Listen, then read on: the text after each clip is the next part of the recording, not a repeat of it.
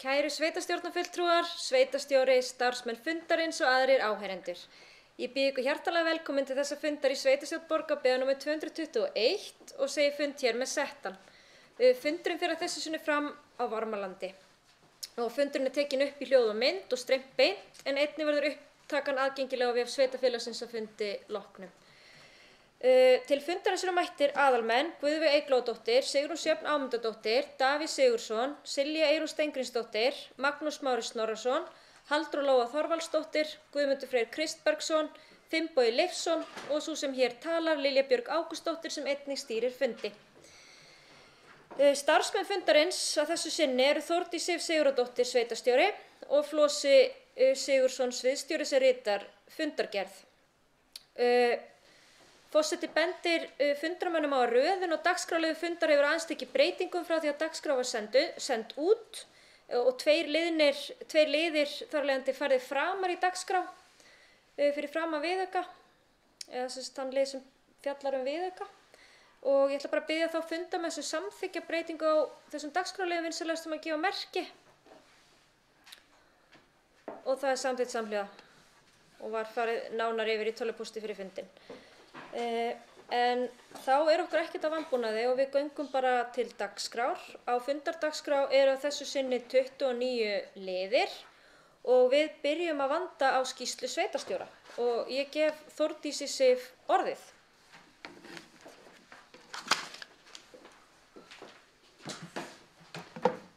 Forseti sveitarstjórnarfulltrúi og áheyrendur.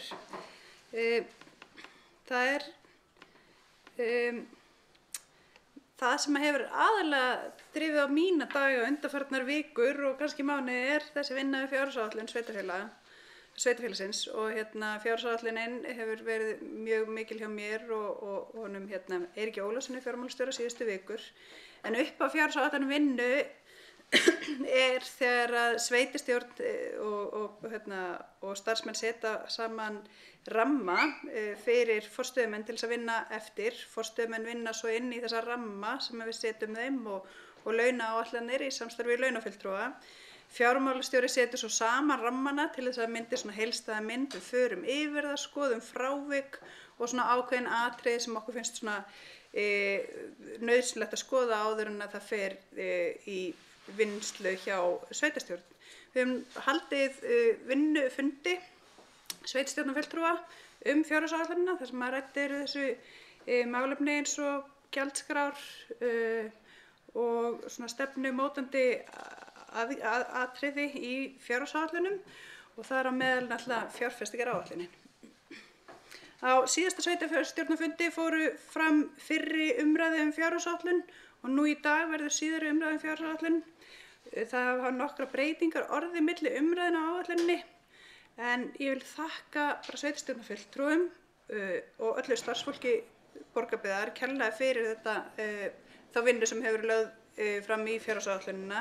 Þetta er búið að vera tímafrekt fyrir okkur öll en ég held að með þessari aðstoð og þessari samvinnu þá erum við með bestu mögulegu lausn og niðurstöðu í fjárhagsáætluninni. Ég ætla ekki að ræða efnislega niðurstöður á áætlunina núna en ég flyt greinargerð eftir undir þeim lið fundarins. Önnur mál eru svona húsnæðismál. Það er verið að ganga frá leigusamningi Sólbakka 4 Borgarnesi þar sem áætlað er að áhaldahúsið og Aldan flytji starfsemi sína.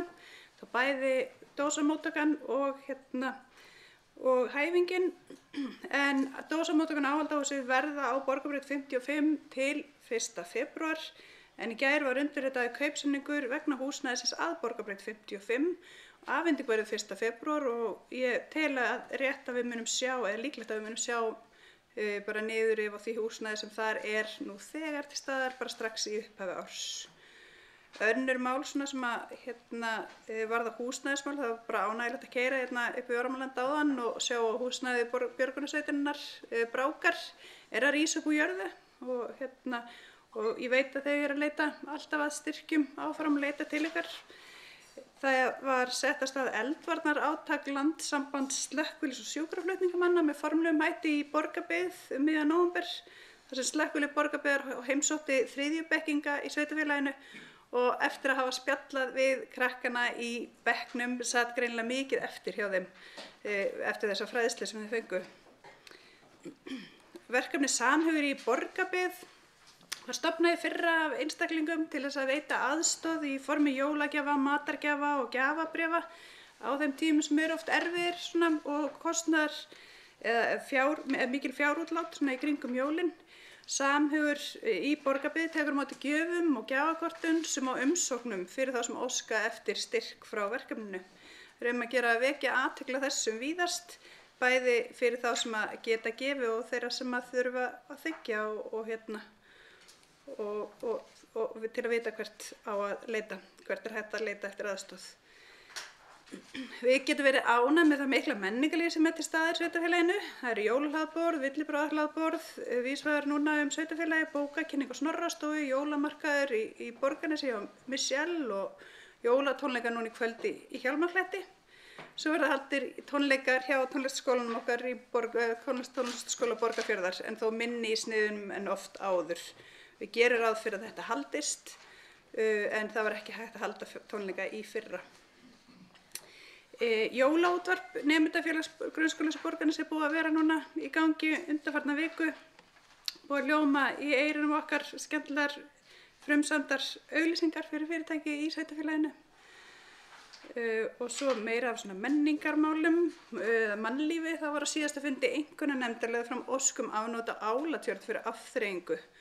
En verkefni fellur vel að hlutverki fólksvangsins og samræmist markmiði með friðlýsku svæðisins sem fólkvangs. Staðar þar sem við viljum vera í útivist, þar sem fólk í útivist. Við bættum aðeins jólaskreytingar í Skallagrímsgarði og það hefur verið mikil ánægja með það en þessi hugmynd kom í rauninni upp bara frá íbúum þar sem var kallað eftir að lýsa hann kannski aðeins meira upp og við tókum bara boltan og komum því áleiðis. Ég held að jólatréð okkar það búið að rísa núna 3 þannig að ég held að 3 sé svona allt þegar þrennt þannig að ég ætla að trúa því að það haldi áfram að rísa en þetta fallegasta jólatréð eins og við vitum öll. Fyrsta í aðventu þegar að jólatréð var tendrað þá ætluðum við að hafa svona aðeins meiri svona jóladagskrá og svona hátíðardagskrá með tónlist og bara jólamörkuðum en vegna samkomutakmarkana ákváðum við að fella það niður og í staðinn erum við að fara af stað með verkefni sem heitir Jólin bíða inn í Borgarbyggð þar sem við erum svona aðeins að vekja athygli á þeirri miklu verslun og fjölbreytta vöruúrvali sem til staðar í sveitarfélaginu. Bæði bara afþreyingu og þjónustu og viljum hvetja fólk til þess að koma og bara versla og eyða aðventuna hjá okkur. Ég held að þetta sé bara allt í bili. Takk fyrir.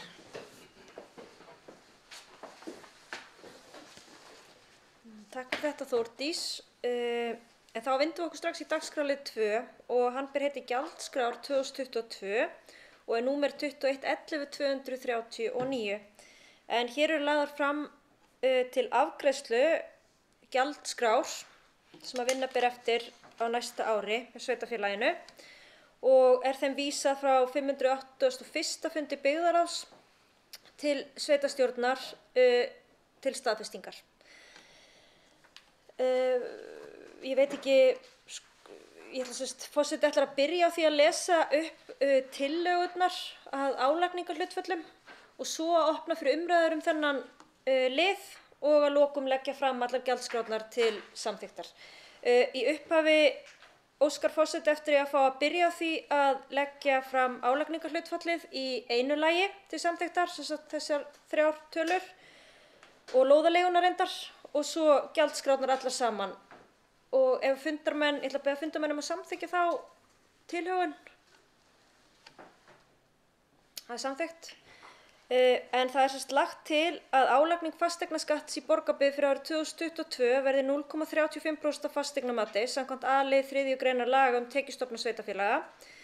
Að hann verði 1,32% af fasteignamati samkvæmt B-lið 3. greinar laga tekjustofna sveitarfélaga. Og 1,39% af fasteignamati samkvæmt C-lið 3. greinar laga tekjustofna sveitarfélaga. Þá lögð fram sú tillaga að lóðarleiga í Borgarbyggð á árinu 2022 verði 1,5% af fasteignamati íbúðarhúsa lóða og 2% af fasteignamati annarra lóða. En forseti gefur orðið laust þennan dagskrárlið. Magnús Smári hefur beðið orðið. Gjörðu svo vel, Magnús.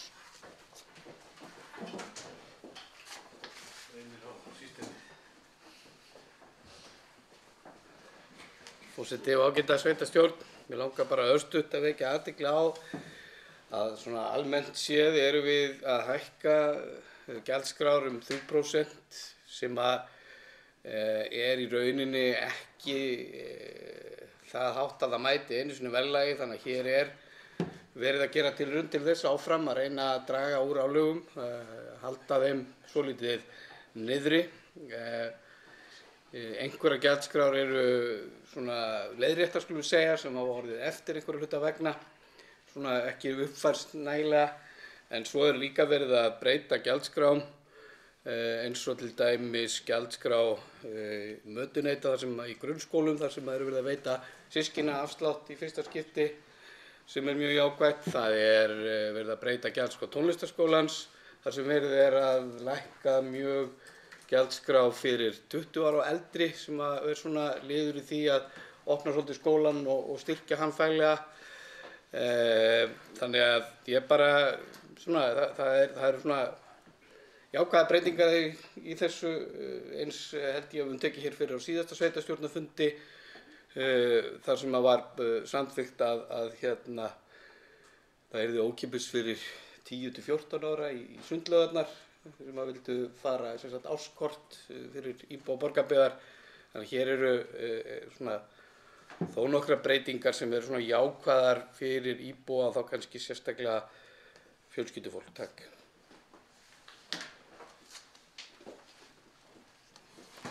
Takk fyrir þetta, Magnús. Guðveig hefur beðið orðið. Gjörðu svo vel, Guðveig.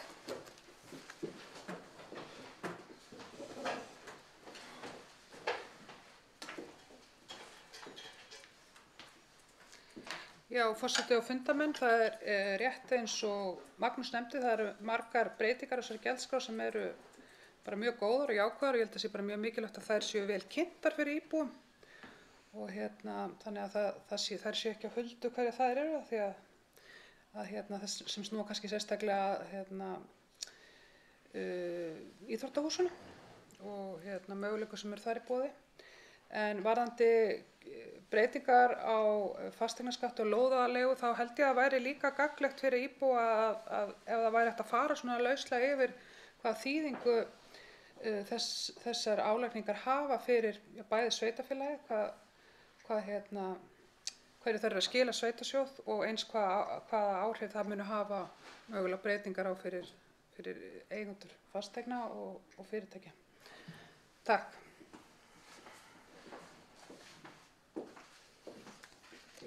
Takk fyrir þetta, Guðveig. Ég gef orðið laust að nýju. Magnús Smári hefur beðið orðið. Gjörðu svo vel, Magnús.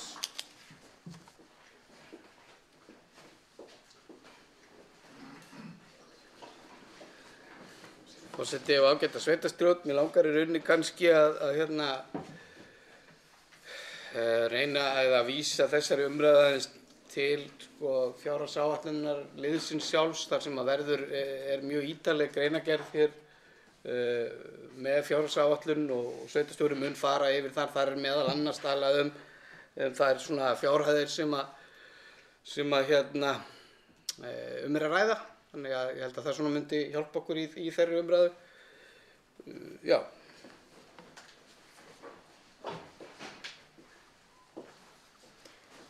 Takk fyrir þetta, Magnús. Eru fleiri sem vilja kveða sér hljóðs undir þessum lið?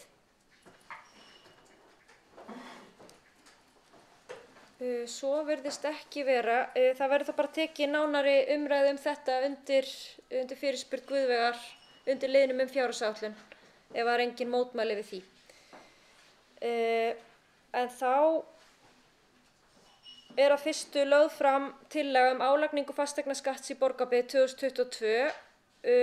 Forseti leggur til að við lesum ekki aftur upp tölurnar og bið fundinum að gefa merki ef þeir eru samþykk því. það er samþykkt. Þá er lagt fram til staðfestingar tillaga álagningu fasteignaskatts og lóðarleigu í Borgarbyggð fyrir árið 2022 og bið ég þá fulltrúa sem samþykkja vinsamlegast að gefa merki. Og það er samþykkt samhljóða. Þá eru lagðar fram tillögur að gjaldskrám. Forseti ætlar að lesa upp gjaldskrárnar og bera þær allar upp til samþykktar í einu, eins og kom fram áðan. Þær gjaldskrár sem lagðar fram til staðfestingar af þessu sinni tillaga gjaldskrá fyrir ljósritun, tillaga gjaldskrá fyrir leikskóla, tillaga gjaldskrá fyrir skólagjöld í tónlistarskóla Borgarfjarðar, tillaga gjaldskrá vegna skólamálsverða í grunnskólum Borgarbyggðar, tillaga gjaldskrá íþróttamiðstöðvar Borgarbyggðar, tillaga gjaldskrá fyrir frístunda í íþrótta- og tómstundaskólanum, tillaga gjaldskrá fyrir félagsþjónustu Borgarbyggðar, tillaga gjaldskrá fyrir tæmingu rotþróa í Borgarbyggð og tillaga gjaldskrá fyrir söfnun, förgun, móttöku og flokkun sorps í Borgarbyggð. Tillaga gjaldskrá leyfisgjald fyrir hunda og kattahald í þéttbýli Borgarbyggðar, tillaga gjaldskrá fyrir vatnsveitu Álftaneshrepps, tillaga gjaldskrá fyrir slökkvili Borgarbyggðar, tillaga að reglum og gjaldskrá fyrir gámasvæða Sólbakka 29, tillaga gjaldskrá félagsheimila, tillaga gjaldskrá fyrir söfnun og eyðingu dýraleyfa af lögbýlum og tillaga að reglum systkinaafslátt. Og þá bið ég þá fulltrúa sem að samþykkja framkomnar gjaldskrár vinsamlegast að gefa merki og þær eru samþykktar samhljóða. Þá vindum við okkur að þriðja lið á fundardagskrá og sá liður fjallar fjárhagsáætlun Borgarbyggðar árið 2022 og er númer 2106002. En þar er vísað frá 581. fundi byggðarráðs fjárhagsáætlun ársins 2022 og framkvæmdaáætlun vegna áranna 2022 til 2025. Og fjárhagsáætlun fyrir árið 2022 og 3 ára áætlun áranna 22 til 25 og henni er vísað hér til síðari umræðu í dag. Þetta var lagt til fyrri umræðu í síðasta mánuði. En ég ætla að gefa Þórdísi Sif sveitarstjóra orðið í upphafi og hún ætlar semst að fara yfir greinargerðina með fjárhagsáætlun að þessu sinni. Gjörðu svo vel, Þórdís.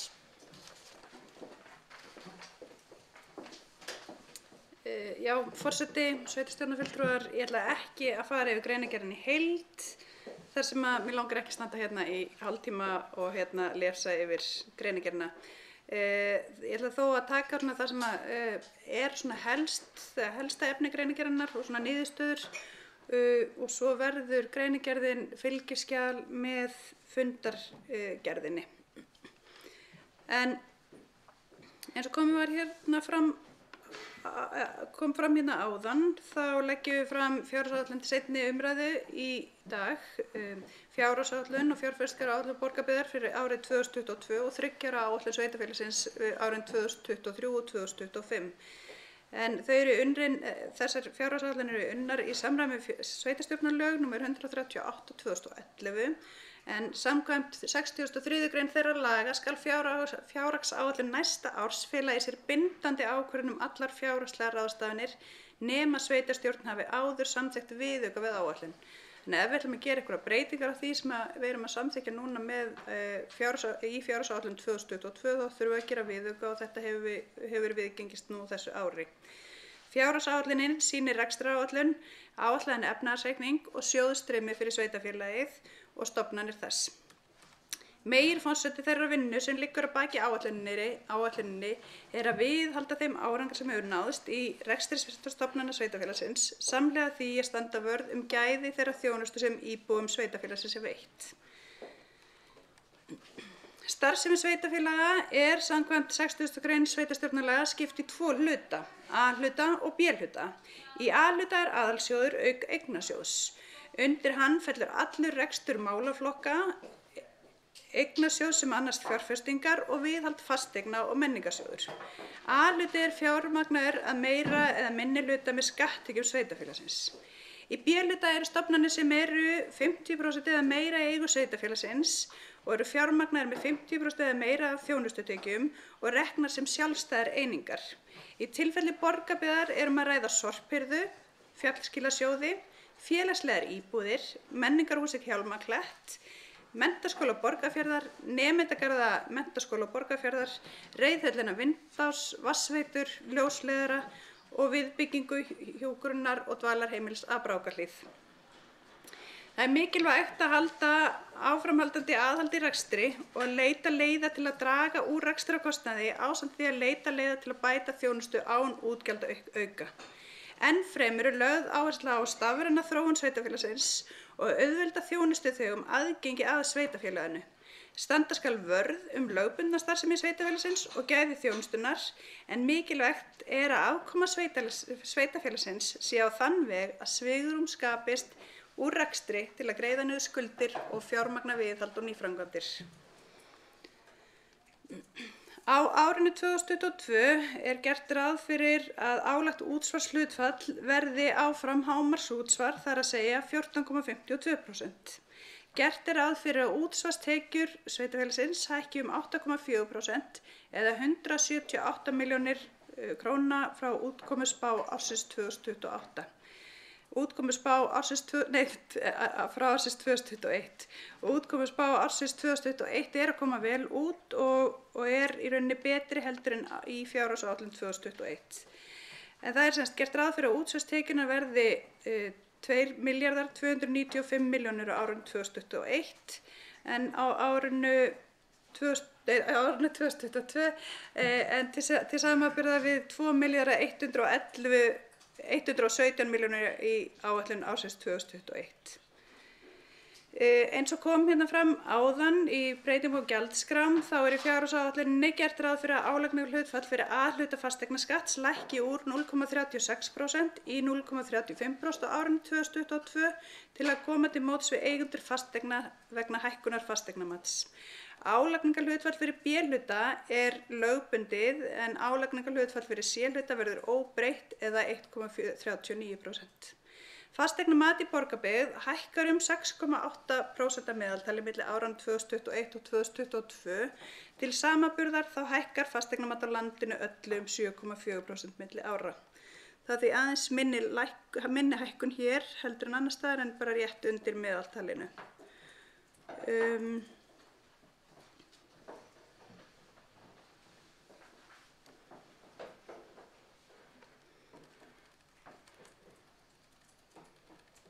Lóðaleiga verður 1,5% fasteignamati íbúðarhúsalóða og 2% fasteignamati annarra lóða sem óbreytt frá því sem áður var. Fjárhagsáætlunin gerir ráð fyrir að tekjur vegna fasteignaskatts verði 575 milljónir árið 2022 sem tæplega 5,5% lækkun milli ára. Lækkun álagningarhlutfalls fasteignaskatts í A-hluta hefur í för með sér að álagður fasteignaskattur lækkar 8,8 milljörðum króna sem miðað við óbreytt álagningarhlutfall milli ára. Tekjur af lóðaleigu verða 102,5 milljón króna sem 9,6% hækkun milli ára.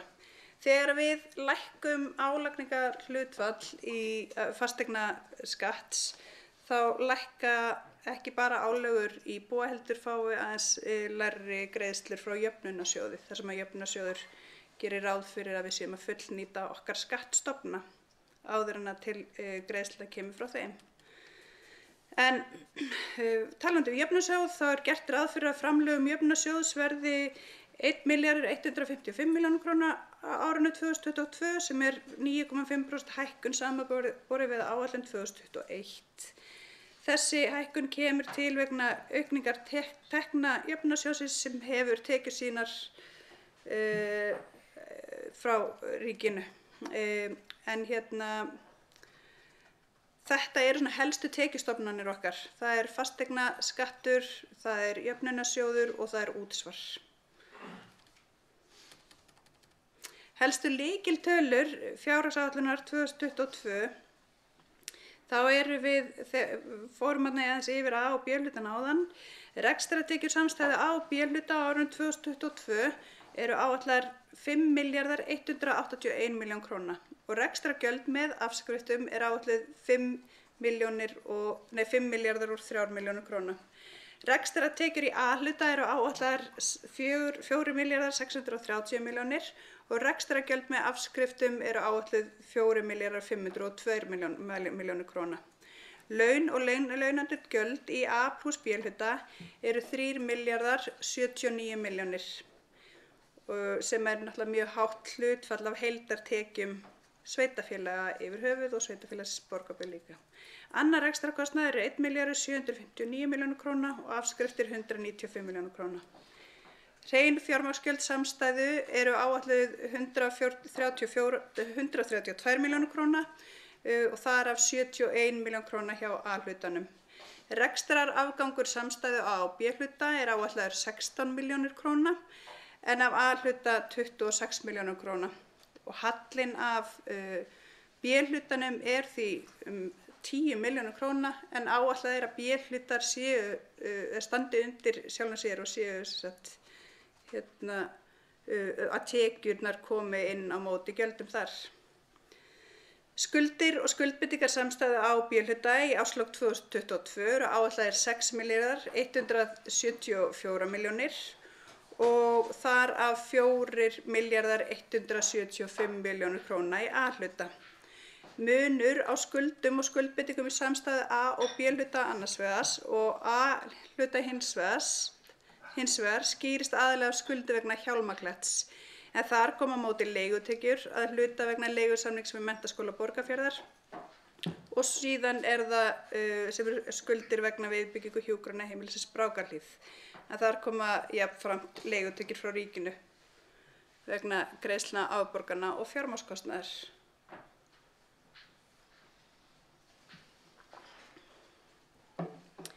Eigið fé samstæðu A og B-hluta eru 4.469 milljónir og A-hluta 4.432 milljónir.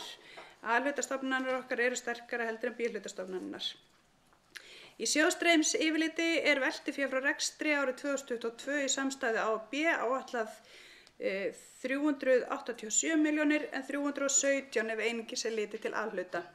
Fjárfestingar í varanlegu rekstrarfjármunum verða 872 milljónir í samstæðu hluta en vegna breytinga á langtímakröfum verða fjárfestingarhreyfingar 858 milljónir króna.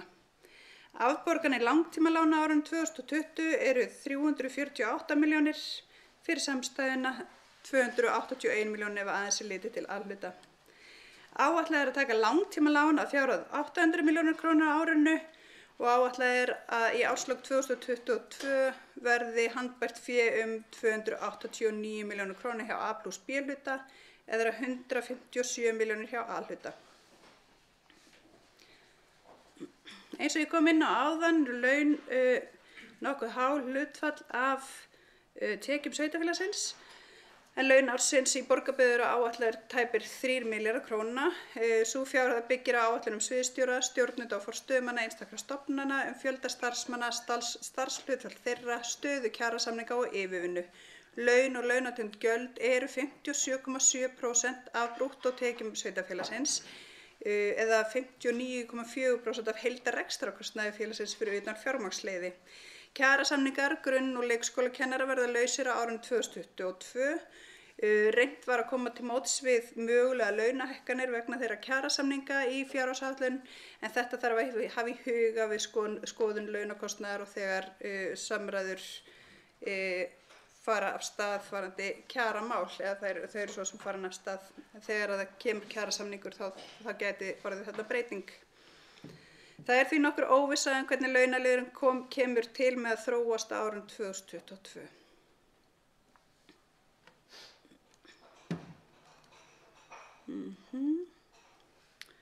Aðeins að færa mig hérna á milli skjala.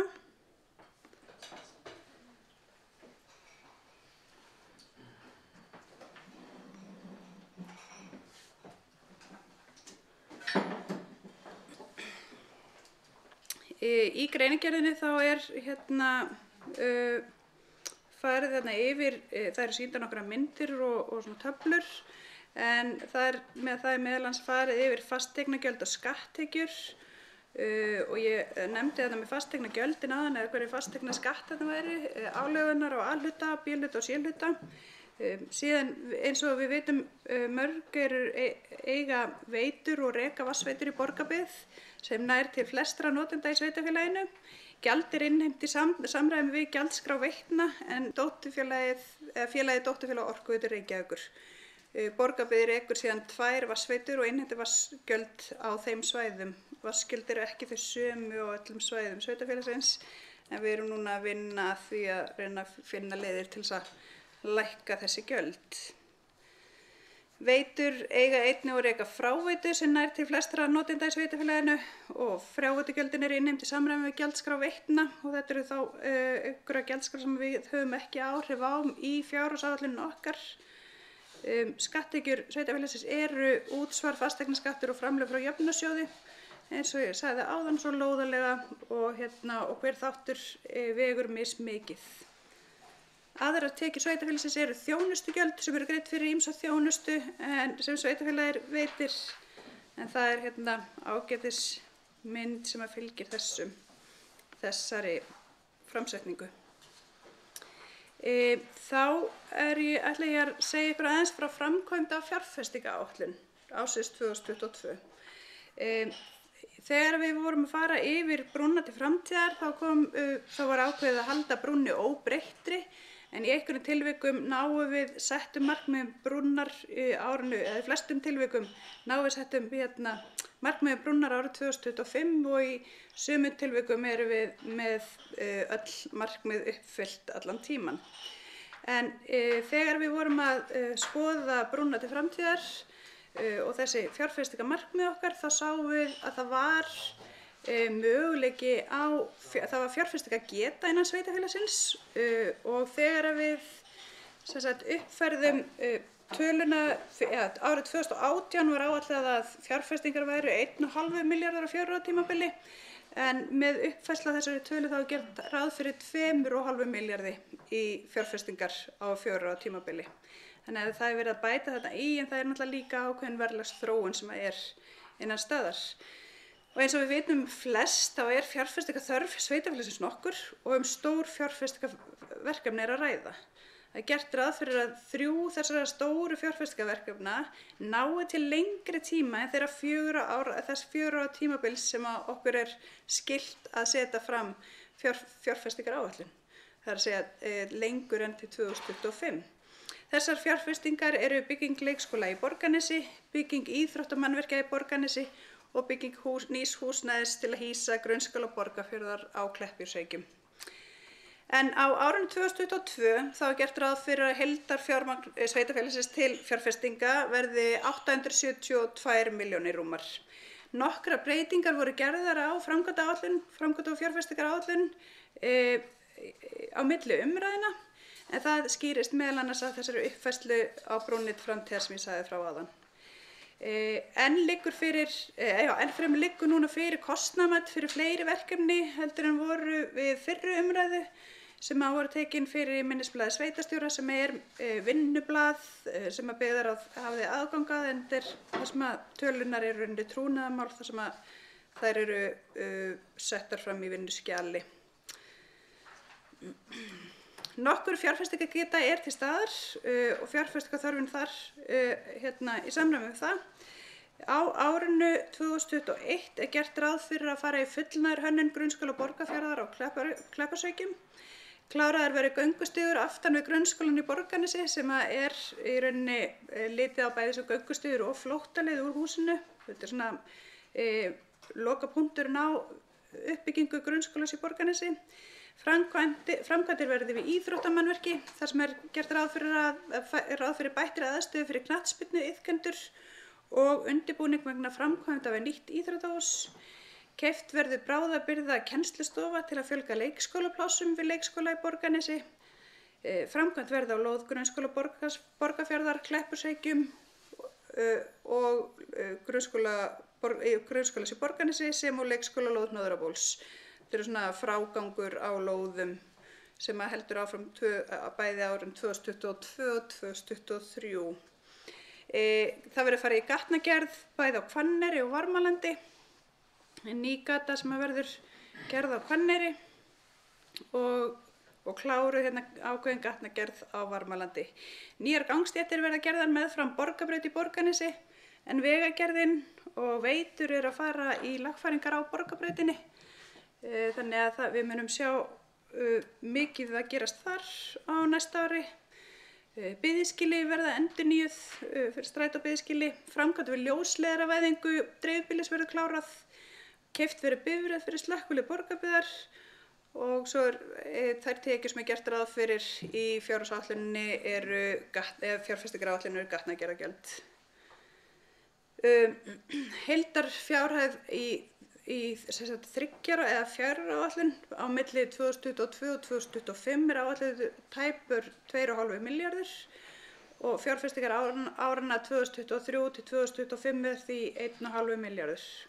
Stærstu fjárfestingarnar eru eins og áður sagði uppbygging íþróttamannvirkja, nýbyggingu grunnskóla Borgarfjarðar Kleppjárnsreykjum og fjölgun leikskólaplássa í Borgarnesi en nú þegar eru þau leikskólapláss full sem eru til staðar í dag. Það alltaf einhver hreyfing en andabæri með nokkur laus pláss og við erum svona að vinna þetta allir leikskólanir saman. Í fjárhagsáætlun 2022 til 2023 gert ráð fyrir 1. til 3. áfanga uppbyggingar grunnskóla Borgarfjarðar Kleppjárnsreykjum, ásamt fullnaður hönnun skólahúsnæðisins, kostnaður, gert ráð fyrir 1. áfanga íþróttamannvirkja árinu 2022 eins og ég kom inn á áðan og að bygging íþróttahúss verði langt á veg komin á árinu 2025. Árun 2022 til 2023 gert ráð fyrir bráðabirgðahúsnæði til að fjölga leikskólaplássum, fullnaður hönnun leikskóla og uppaf við framkvæmdir fari fram á árinu 2024 til 2025. Heildarkostnaður við byggingu leikskóladeildar í Borgarnesi áætlaður á núverandi álagi rúmar 700 milljónir utan hönnunar. Fjárfestingu við ljósleiðara mun ljúka árinu 2022 sem ári síðar en áætlað var en það hefur svona ýmislegt komið upp á sem að veldur því. Aðrar fjárfestingar áranna 2022 til 2025 eru framkvæmdir við nýtt ráðhús og frágangur grunn- og leikskólalóða svo fátt eitt sé nefnt. En það sem við erum að leggja gríðarlega miklar áherslu á núna að vinna vandaða fjárfestingaráætlun og að framkvæmdir séu fullhannaðar og kostnaðarmetnar áður en framkvæmdir eru hafnar. Þegar fullnaður hönnun liggur fyrir vegna fjárfestinga sem í áætlun þarf að endurmeta fjárfestingaráætlunina að sjálfsögðu. Þannig að það getur haft áhrif á það þar sem ekki fullnaður hönnun í öllum þessum verkefnum sem við verum að fara í á næstu árum. En þetta eru gríðarlega spennandi verkefni, öll mjög stór og mikilvæg og þess vegna verður bara gaman að taka þátt í þessari uppbyggingu. Við 3 ára fjárhagsáætlun 2023 til 2025 þá gert ráð fyrir bara þjóðhagsspár eða þjóðhagsspár Hagstofu Íslands.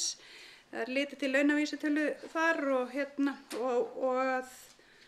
svona verðbólguspár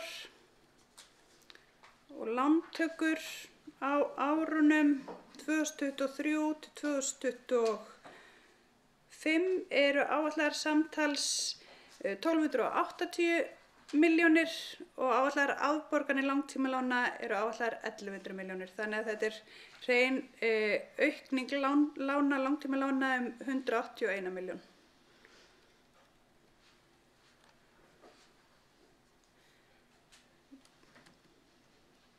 Held að sé ekki meira sem að ég ætlaði að fara yfir með ykkur hérna í dag en ef það eitthvað sem að þið viljið spyrja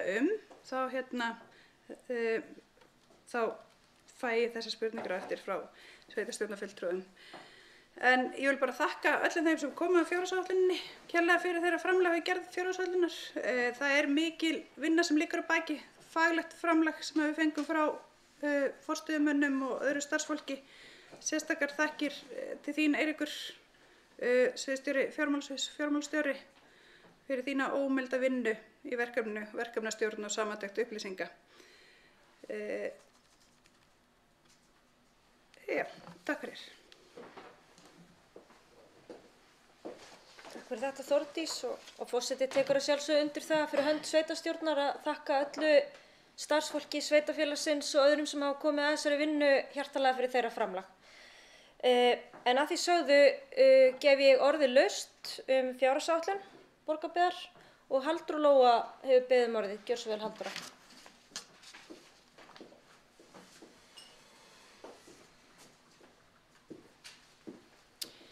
Já, forseti og ágæta sveitarstjórn. Það ánægjulegt að vera með ykkur hérna í dag þar sem við leggjum fram til síðari umræðu fjárhagsáætlun sveitarfélagsins.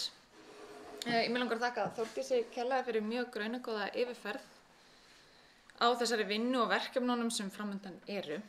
En mig langar fyrir hönd meirihlutans að leggja fram eftirfarandi bókun. Fjárhagsáætlunin sem hér er lögð fram sýnir að fjárhagsleg heilsa sveitarfélagsins er góð.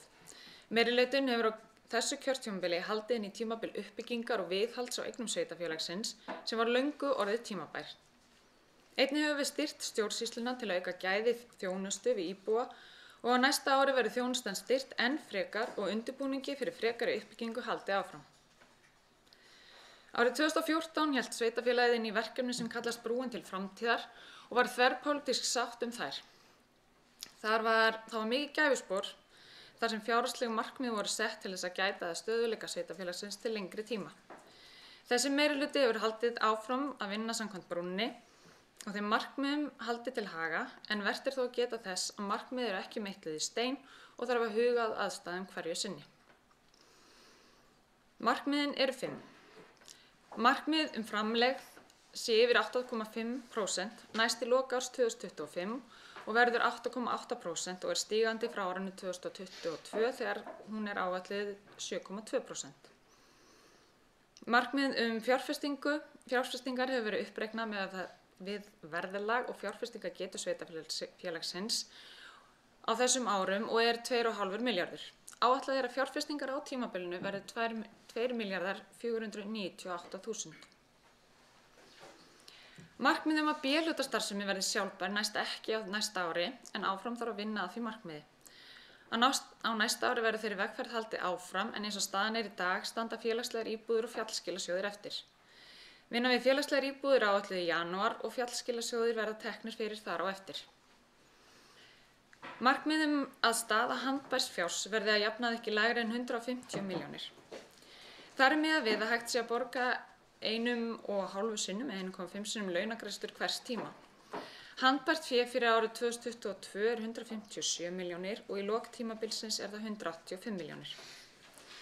Markmið efnahag er að hlutfall afborgana í A- og B-hluta verði ekki hærra en 70% framlegð. Það markmið næst í lok þess tímabils þegar það hlutfall fer niður í 65%. Afborganir lána verða nokkuð háar næstu 3 ár en lækka verulega eftir 2024 þar sem verið er að klára að greiða niður lán á þessum árum. Þarna er verið að gera ráð fyrir því að ný lán sem sveitarfélagið taki verði öll eingöngu til 12 ára sem er stuttur tími. Sveitarfélögum býðst einnig að taka lán til 36 ára og munum við þurfa að skoða þann möguleika til móts við 12 ára lánin í þeim framkvæmdum sem framundan eru. Það mun breyta hlutfalli afborgana að framlegð. Skuldahlutfallið hækkar að sama skapi tímabundið en fer hæst í 120% en fer niður í 80% árið 2025. En sveitarfélögum er heimilt að vera með skuldahlutfallið alltaf 150%. Þrátt fyrir áætlað að sé að fara í miklar framkvæmdir á þessu tímabili mun heildarlántaka á tímabilinu eingöngu aukast 180 milljónir þar sem niðurgreiðsla skulda á sama tíma er mikil. Það þarf hugrekki til að fara í þær framkvæmdir sem framundan eru en til að sveitarfélagið sé fært að stækka þá verður að ráðast í uppbyggingu innviða, fara í endurskoðun aðalskipulags sveitarfélagsins og þar með ákveða framtíðar uppbyggingasvæði, byggja upp skóla, leikskóla og íþróttasvæði. Samhliða vonustu til þess að sjá tekjur sveitarfélagsins aukast en ekki er gert ráð fyrir því þessum áætlunum nema að takmörkuðu leyti. Framtíð Borgarbyggðar er björt og það verður gaman að fylgjast með því blómstra og byggjast upp inn í framtíðina. Ég vil að lokum þakka starfsfólki sveitarfélagsins kærlega fyrir mikla og óeigingjarna vinnu við fjárhagsáætlun sem við vitum að hefur alls ekki rúmast innan hefðbundins vinnutíma. Þar vil koma sérstökum þökkum til Eiríks Ólafssonar fjármálastjóra. Bókun lýkur. Ég hlakka til að taka þátt í umræðum hér í dag og þakka fyrir mig í bili. Takk fyrir þetta, Halldóra Lóa. Forseti gefur orðið laust að nýju. Guðveig hefur beðið orðið, gjör svo vel, Guðveig.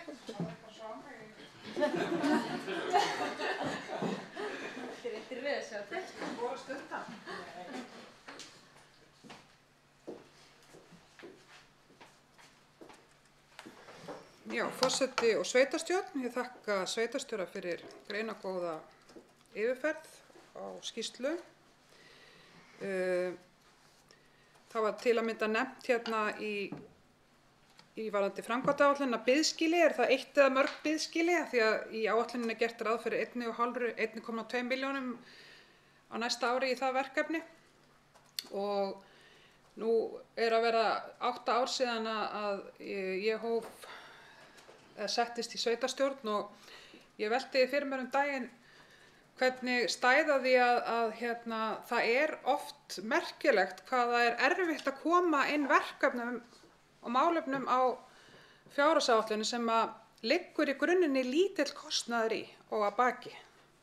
Á meðan að það er samþykkt svona með bara, með einni handa uppbreytning að fara í 100 milljóna framkvæmdir sem fara svo kannski 20 eða 100 milljóna fram úr áætlun og svo eru viðaukar samþykktir án nokkra athugasemda. Og þetta er í rauninni svolítið merkilegt að því að dæmi svona verkefni sem er búið að tala í mörg ár er til dæmis þessi umræða biðskilin hérna. Tæki til líkamsþjálfunar utandyra fyrir íbúa. Lítil verkefni sem snúa leiksvæðum og tækjum, búnaði í íþróttahúsi. Mér skilst til dæmis að það vanti einhverja snúru núna í íþróttahúsi sem að sé ekki til peningu fyrir hún kosti einhverja 15.000 krónur. Og það er alls konar einhver svona smá verkefni sem virðast ekki fást fjármunir í en hafa svo mikið bein áhrif á daglegt líf íbúa. Og mér finnst við stundum í stóru myndinni einhvern veginn gleyma þessum verkefnum sem að skipta kannski íbúa miklu máli, er ekki kostnaðsöm, en við erum ekkert að velta okkur of mikið upp úr viðaukum sem og lögfræðikostnað og öðru sem að hleypur á tugum milljóna. Það er ljóst á þeirri áætlun sem við erum að leggja hérna fram að kosningamál meirihlutans er að koma hönnun og framkvæmd grunnskólann á Kleppjárnsreykjum í útboð áður en að kjörtímabili lýkur næsta vor og ætla þar með að binda næstu sveitarstjórn inni með þá framkvæmd áður en nokkur stefna hefur verið mótuð skipulag skólamála til næstu ára eða uppbyggingarþörfin yfir höfuð.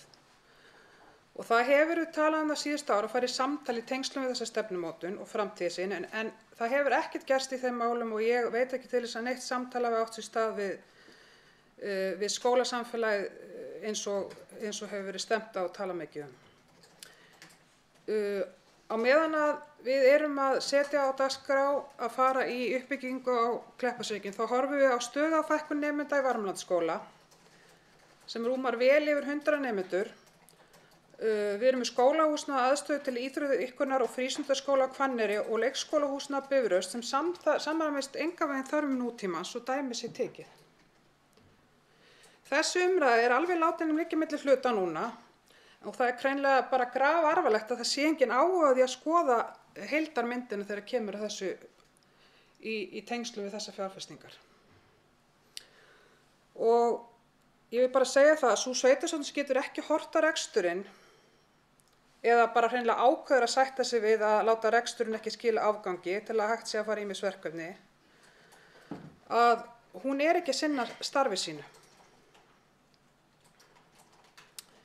Ég ætla að leggja fram hérna eftirfarandi bókun fyrir hönd Framsóknar, svohljóðandi. Ljóst er að fyrirliggjandi fjárhagsáætlun er gert ráð fyrir að sveitarfélag ráðist í hina umfangsmestu framkvæmdir síðustu ára. Á framkvæmdaáætlun næstu 4 ára er gert ráð fyrir því að vel yfir 2 milljarðar fari í framkvæmdir við skólahúsnæði. Þessar framkvæmdir verða að mestu leyti fjármagnaðar með lántöku.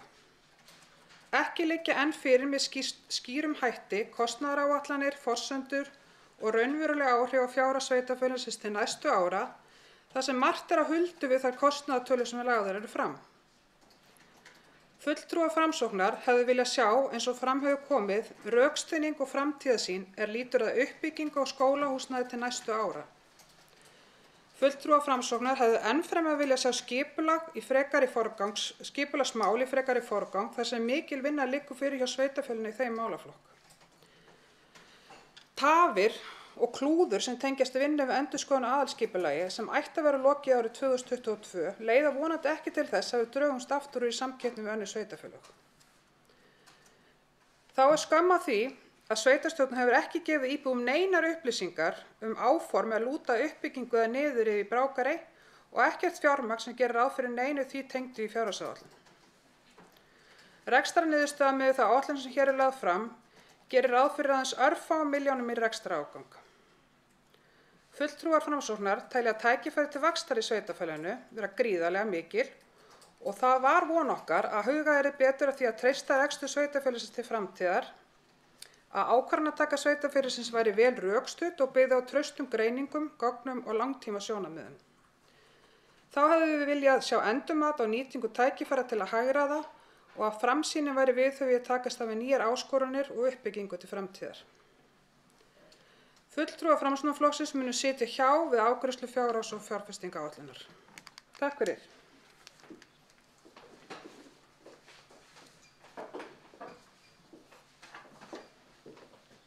Takk fyrir þetta, Guðveig. Eru fleiri sem vilja kveða sér hljóðs undir liðnum fjárhagsáætlun? Magnús Mári hefur beðið orðið, gjörðu svo vel, Magnús.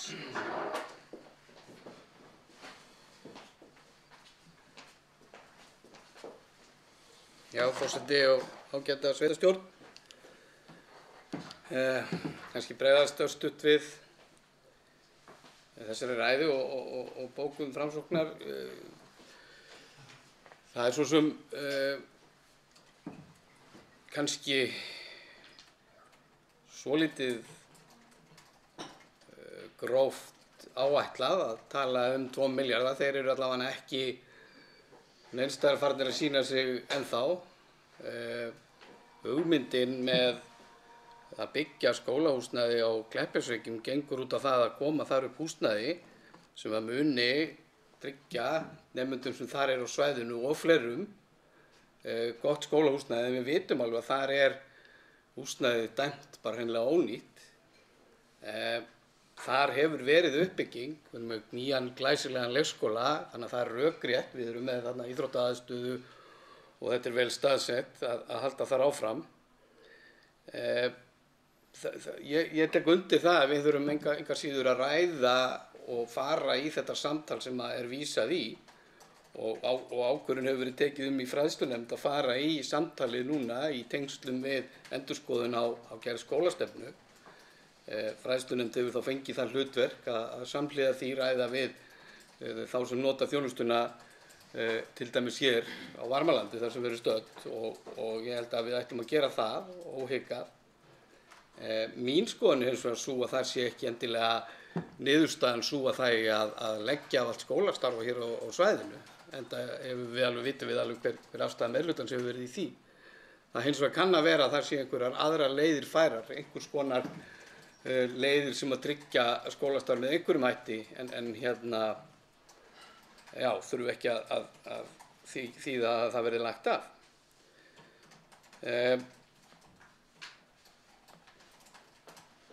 Já, það bara mjög mikilvægar framkvæmdir í þessari framkvæmdaáætlun. Það rétt eins og sveitarstjóri benti á að það hefur verið lögð gríðarleg áhersla á það núna að kostnaðarmat og áætlanir séu vandaðar og það þýðir það að þegar að farið verður í fullnaðarhöndun á þessum mannvirkjum þá koma skýrari og gleggri mynd á það og þannig viljum við hafa það. En þetta það sem við höfum í höndunum í dag. Það líka alltaf að benda á það að okkur hefur verið legið á hálsi fyrir að vera ekki tilbúin til þess að forgangsraða fjármunum í íþróttamannvirkin. Það heldur betur verið að spýta í lófana í því hér og mikil áhersla lögð á það. Varðandi þessa litlu hluti þá það kannski að einhverju leyti rétt og ég segi eins og til dæmis í samræmi við þegar við förum í þessa miklu fjárfestingu á íþróttamannvirkjum þá þurfum við að huga mjög vel að þeim mannvirkjum sem eru til staðar fyrir. Ég held við að passa okkur rosalega vel á því að það verði tekið allt saman í gegn samhliða á eftirstandi byggingar sem að þoli standist tímann tönn. Og ég veit ekki hvaða snúra þetta sem vantar í ræktina, ég hef ekki séð það en ég bara vona að það finnist fjármunir í það, þá allavega strax í janúar því að það gert ráð fyrir auknum fjármunum inn í það líka eins og víðar. Ég tek bara undir þetta varðandi strætóskýlin biðskilin, skulum við kalla þetta.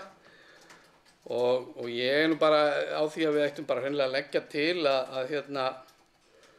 forgangsraða því aðeins framar, bara hreinlega, því við erum að tala þarna, í upphafi þetta sett inn í áætlun þegar við erum að horfa á svolítið aðra mynd. Það var ekki búið að uppfæra markmiðin í brúnni til framtíðar, við vorum svolítið með þetta þunnt skammta, þannig að ég held að við ættum bara að leggja til hér að það verði farið að allavega auknir fjármunir settir á næsta ár og ég legg til að það verði settar 5 milljónir á næsta ár og 5 milljónir þar á eftir og við reynum að klára þetta bara. Já, læt þetta duga í bili.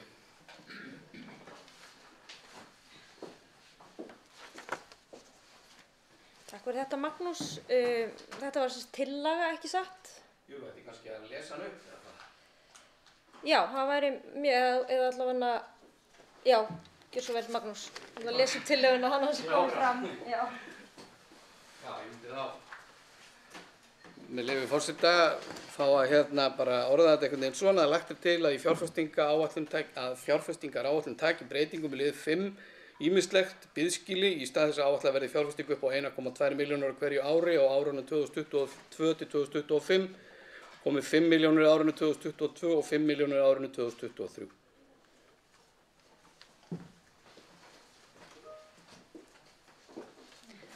takk fyrir þetta, Magnús Smári. Það sem sagt lögð þá til breyting á þessum lið í fjárhagsáætlun áður en hún endanlega lögð til afgreiðslu. Þannig að forseti ætlar að gefa orði laust aftur. Við kjósum bara hana í lokin áður en við kjósum í fjárhagsáætlun í heild sinni. Guðveig hefur beðið orðið. Gjörðu svo vel, Guðveig.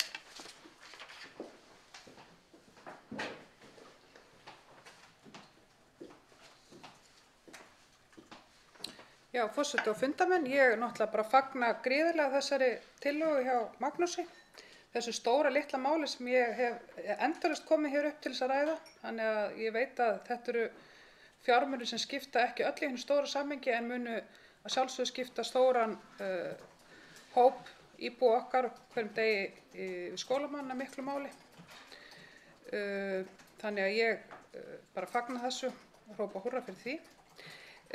Varðandi þá tölu sem ég nefndi með fjárfestingaráætluninni að þá eða þannig að fjárfestingaráætlun sem liggur fyrir, hún gerir ráð fyrir rúmum 2 milljónum í skólahúsnæði.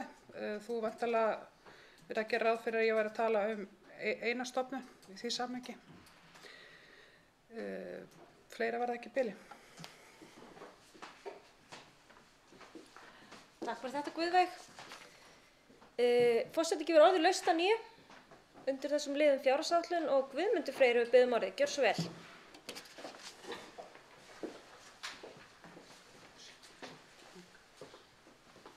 Já, forseti og ágætu fundarmenn. Mér langaði aðeins að bregðast við varðandi það sem komið inn á hérna varðandi skipulagsmálin að auðvitað vilja allir málaflokkar fá meira fyrir inn í sinn rann og á milli ára í þessari fjárhagsáætlun er gerð tillaga hækkun upp á 11 milljónir. Við vitum það auðvitað, það er verkefnin eru næg og auðvitað þyrfti bara á einhverjum tímapunkti kannski að fara í eitthvað átak. Varðandi aðalskipulagi þá hefur ýmislegt komið upp eins og við vitum, það hafa orðið mannabreytingar og fólk hefur verið að koma sér inn í störfin og það hefur bara ekki gengið eins hratt eins og við viljum. Ég vil samt trúa því að það hafi ekki fjárhagsleg áhrif á sveitarfélagi þar sem við erum nú með í gildi aðalskipulag og auðvitað hefði ég viljað sjá það klárast á þessu kjörtímabili en því miður erum við bara komin þetta langt með þetta kjörtímabili og það er útséð að þetta mun ekki hafast. Aðeins varðandi eyjuna að nú er alltaf möguleiki á því formi að bjóða út svæði til hönnunar, niðurrifs og uppbyggingar og meðan að verkefnin eru svona stór og þá er það kannski bara leið sem að er vænlegust eins og staðan í dag. Það var húsnæði hérna við Borgarbraut selt til niðurrifs fyrir ekki löngu síðan og það fór fyrir nokkuð pening þannig að það áhugi og eyjan eins og við vitum bara mikil svona það fengur fyrir Borgarbyggð að hafa þessa eyju og auðvitað erum við með drauma að hún geti orðið mikið og meira aðdráttarafl en það í dag. Ég ætla svo ekki að segja meira í bili í dag.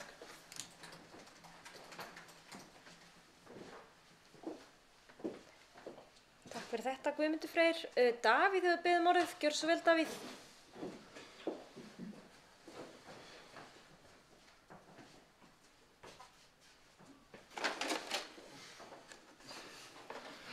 Forseti, ágæta sveitarstjórn. Það ágætt að hafa komið fram hérna þá hvaða leið verður farin varðandi Brákarey en hérna ég ætla að leggja fram eina fyrirspurn. Hvað áætlaður mikill peningur í endurskoðun aðalskipulags á næsta ári? Í fjárhagsáætlun. Takk.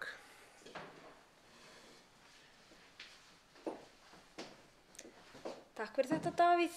Orðið er laust.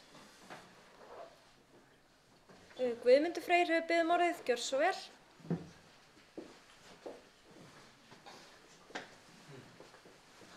Forseti og fundarmenn, það stutt og skorunarlegt svar, það 15 milljónir. Það ekki rétt. Já. Takk fyrir þetta Guðmundur Freyr, stutt og hnitt með það, þannig viljum við hafa það. Eru fleiri sem vilja kveða sér hljóðs undir þessum liðum fjárhagsáætlun? Magnús Smári, gjör svo vel.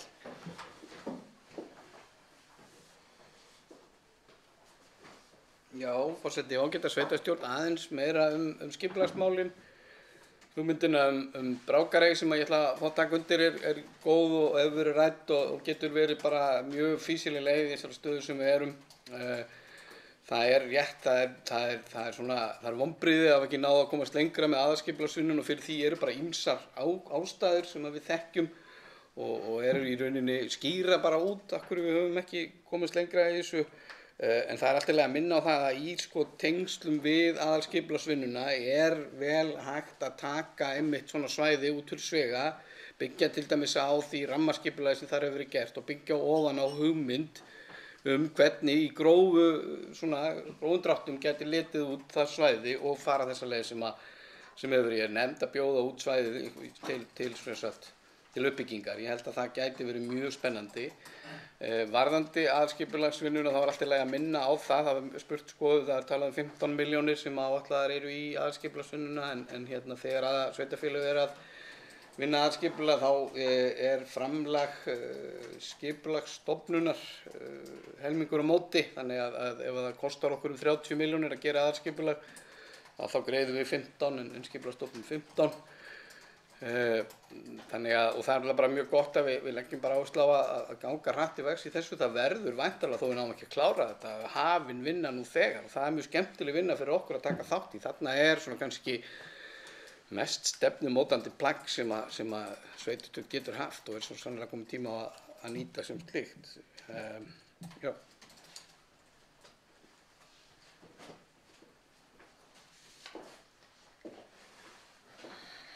Fyrir þetta Magnús Smári, Guðveig Lind hefur beðið orðið. Gjör svo vel Guðveig.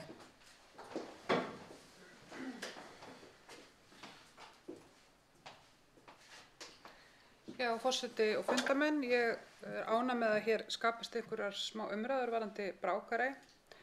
Það er alveg ljóst að við getum í sjálfu sér ekki farið í neina vinnu að viti við eina fyrir að það er búið að gera deiluskipulag. Og við vitum öll að það getur tekið langan tíma og það er ekki inn á áætlun á næsta ári. Svo hugmynd sem hefur rætt varðandi að vinna málið með sama hætti og var gert á Borgarbraut 55. Svo hugmynd er ekki slæm en mín skoðun er svo að hún bara hreinlega gangi ekki upp með við stærðina á þessu svæði og við munum þá þurfa að horfa upp á það að vera með þessi hús þarna til lengri tíma. Það er bara dapurlegt fyrir íbúa að þurfa að horfa upp á það í ár eða meira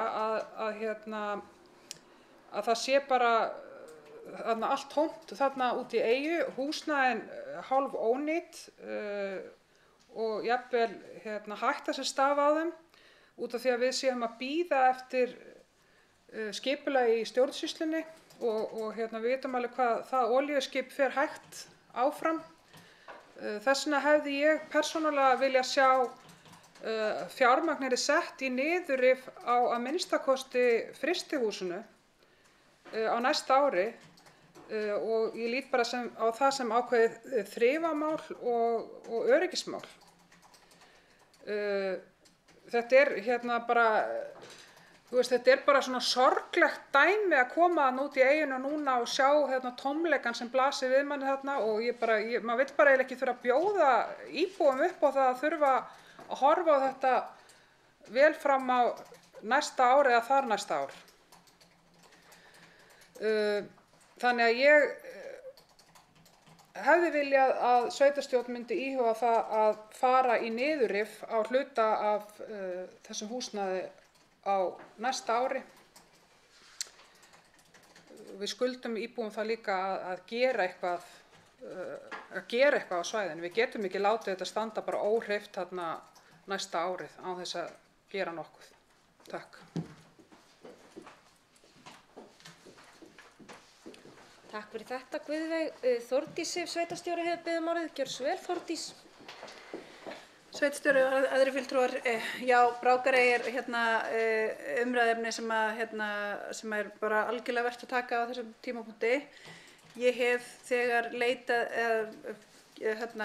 eftir svona verð, lagt fram verð fyrir spurn hvað það muni kosta að rífa frystihúsið og annars vegar og svo bara allt heila frystihúsið og gamla sláturhúsið líka. Við þurfum væntanlega að setja það, já, þurfum að skoða það og þegar ég fæ út þessari verðfyrirspurn og þetta náttúrulega verkefni sem ég veit að sveitarstjórnin hefur mikinn áhuga á og þau öll hafa mikinn áhuga á að klára, taka ákvörðun hvað þau að gera og jafnvel að taka fyrstu skrefið í það að gera það. Þannig að þegar þessar verðhugmyndir koma fram þá þurfum við bara að taka þær fyrir hjá okkur og taka ákvörðun. Það alltaf, eins og við kom inn á áðan, hægt að gera viðauka við fjárhagsáætlun og það hægt að gera breytingar sem geti þá ýtt einhverju öðru til hliðar eða gert einhverju svona, já, færst, það getur eitthvað færst til. En ég held að og það sem ég hef talað fyrir og við höfum öll held ég að klára þetta, að taka ákvörðun í byrjun næsta árs hvað verði eyjuna og hvað verði þetta húsnæði og með hvað hætti þetta verði farið í þetta verkefni. Og við erum búin að taka þetta einu sinni fyrir byggðarráðsfundi, það er að segja að skoða svona hvaða mögulegu leiðir við höfum í þessari uppbyggingu og þessu niðurrifspælingum. Þannig að ég held að þetta sé bara, þetta er mjög áhugavert verkefni sem bara stendur okkur bara við þetta á okkur sem ég held að við séum bara að fara algjörlega í núna. Þannig að það geta orðið breytingar á fjárhagsáætlun vegna þessa.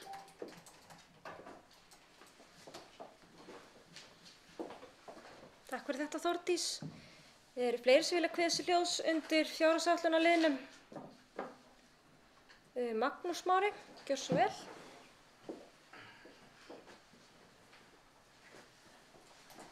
Já, forseti og ágæta sveitarstjórn, þetta er áhugaverð umræða, rétt er það. Mig langar svona að kannski skerpa aðeins á þessari hugmynd sem ég var eiginlega að reyna að koma hér að með að vinna, taka í rauninni svolítið aðeins framfyrir, út fyrir sviga, út úr aðalskipulagsvinnunni, þetta svæði og teikna upp grófa hugmynd fyrr. Það er að segja ekki bíða eftir að aðalskipulag komi, ekki bíða eftir að deiliskipulag komi, heldur ég að vona og ég að leggja til, eða þú veist, ég vil að við hugsum það, af því núna ef að sveitarstjóri hefur kannað það bara hvað það, hver kostnaðurinn í að rífa hluta af þessum byggingum eða allar, að þá er svona spurning hvort ekki hægt að setja upp áætlun sem gengur út á það að það verði komin gróf hugmynd svæðið fyrr heldur en og fari þessi leið sem við erum að tala að hugsanlega væri hægt að skilgreina þetta svæði sem þróunarsvæði og fá einhverja til þess að teikna það upp og svo einhverja til þess að koma með tillögu að uppbyggingu í kjölfarið. Þar samhliða svo unnin deiliskipulag formlegt, þannig ég held að svona allavega það, ég bara svona hnykkja á þessu, best væri ef við getum gert þetta raða þessu svolítið fyrir, það bara, ég sammála því.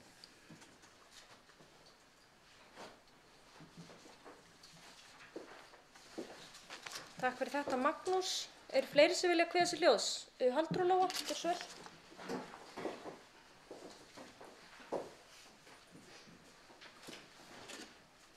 Já, forseti. Bara mjög áhugaverðar umræður sem eru að skapast hérna þessi mál. Viljum náttúrulega minna á líka, það var eins og varðandi Brákarey, við erum búin að halda íbúafund og fá ákveðnar hugmyndir frá íbúum sem er búið að taka saman og gera svona heildstæðri hugmynd sem við ætlum að vinna með áfram. Við báðum náttúrulega eins og sveitarstjóri kom inn á hérna áðan hugmyndir eða uppfærðar tölur og niður yfir þarna. En við teljum allavega vel þess virði að skoða þessa leið sem hefur verið rædd hérna, að fara út í það að verktakar taki að sér allt verkið.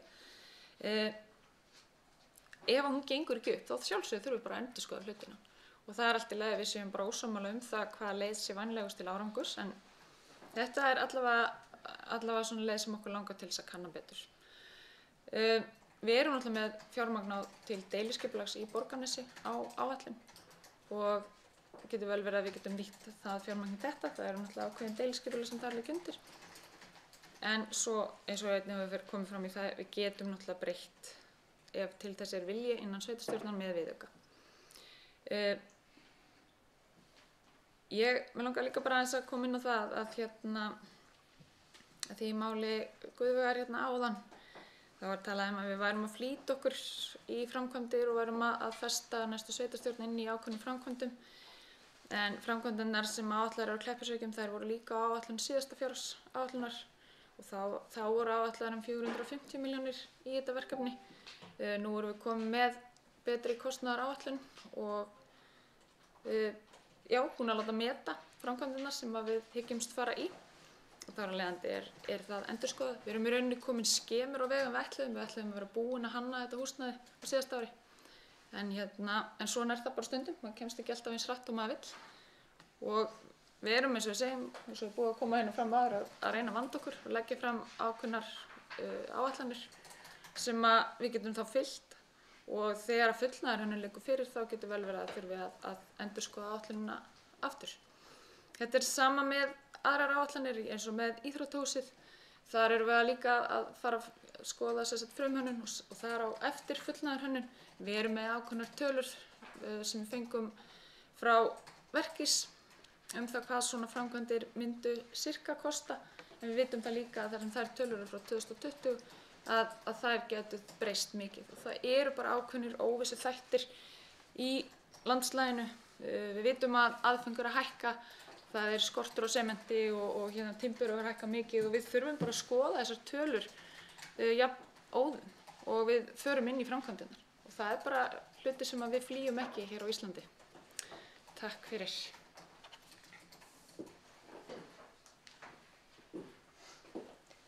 Takk fyrir þetta, Halldóra. Eru fleiri sem vilja kveða sér hljóðs? Guðveig hefur beðið orðið, gjörðu svo vel, Guðveig.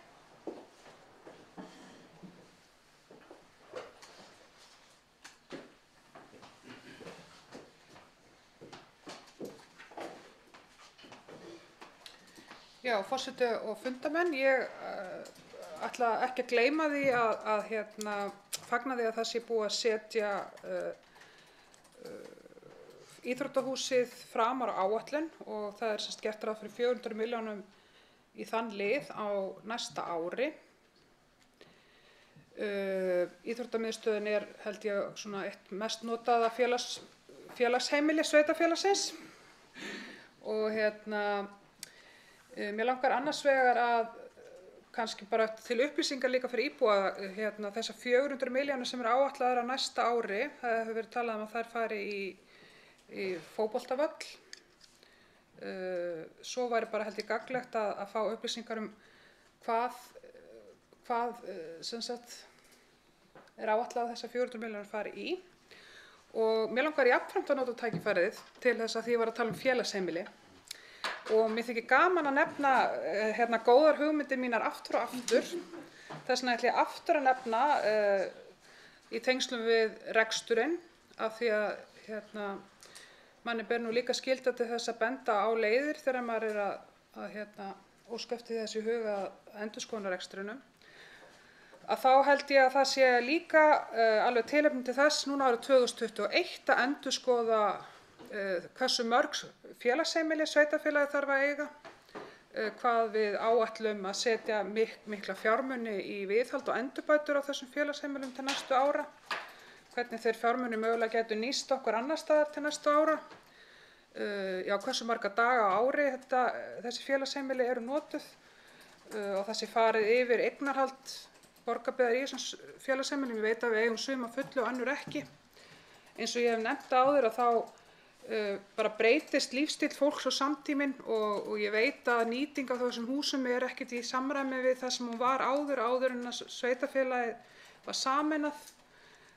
Þetta voru mikilvæg húsnæði hér á árum áður og fyrir ýmsar samkomur, en það hefur bara breyst, lífsmynstur fólks hefur breyst og ég tel jafnframt að það sé ástæða til þess að rýna í hluti eins og þessa í tengslum við bara breytingar á verkefni sveitarfélaganna og þeim hlutverkum sem sveitarfélagið þarf að sinna. Það verið að ríkið hefur verið síðustu ára að leggja á sveitarfélagin frekari verkefni og með mikla kröfur í sambandi við það sem bara eru eðlilegar og tengjast bara samtímanum og þeirri þjónustu sem fólk vill fá í dag. Og þess vegna verðum við að skoða þessa hluti í þessu samhengi líka og ég veit að allt land þar sem að sveitarfélög hafa tekið það ákvörðun að selja félagsheimili þá hafa þau yfirleitt bara fengið mjög góð og skemmtileg hlutverk. Það hefur ekki, ég allavega man ekki eftir neinu tilfelli þar sem að hefur verið þannig að félagsheimili hafi verið seld og hafi verið bara rifið niður. Þau hafa yfirleitt fengið einhver góð hlutverk og einhverjir hafa komið með bara skemmtileg verkefni þar inn. Þannig að þetta var pistillinn félagsheimilin árið 2021. Takk fyrir.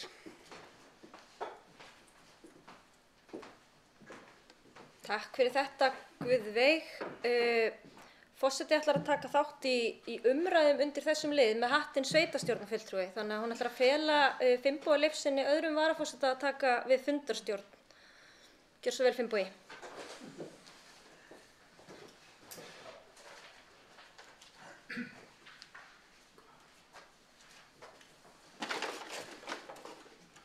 Já, takk fyrir það, forseti, en þú ætlar að fá orðið strax. Já, svo vel, Lilja.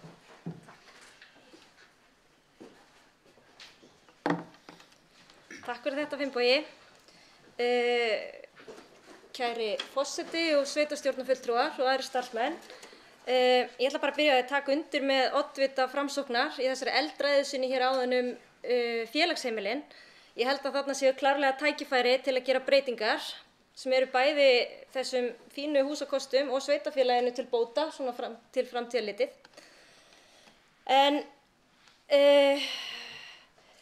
ég vil í upphafi kannski aðeins svona minnast á það að orðræðan, til dæmis út frá framkvæmdaáætlun sveitarfélagsins, hefur að mörgu leyti einskorðast við ákveðið sjónarhorn.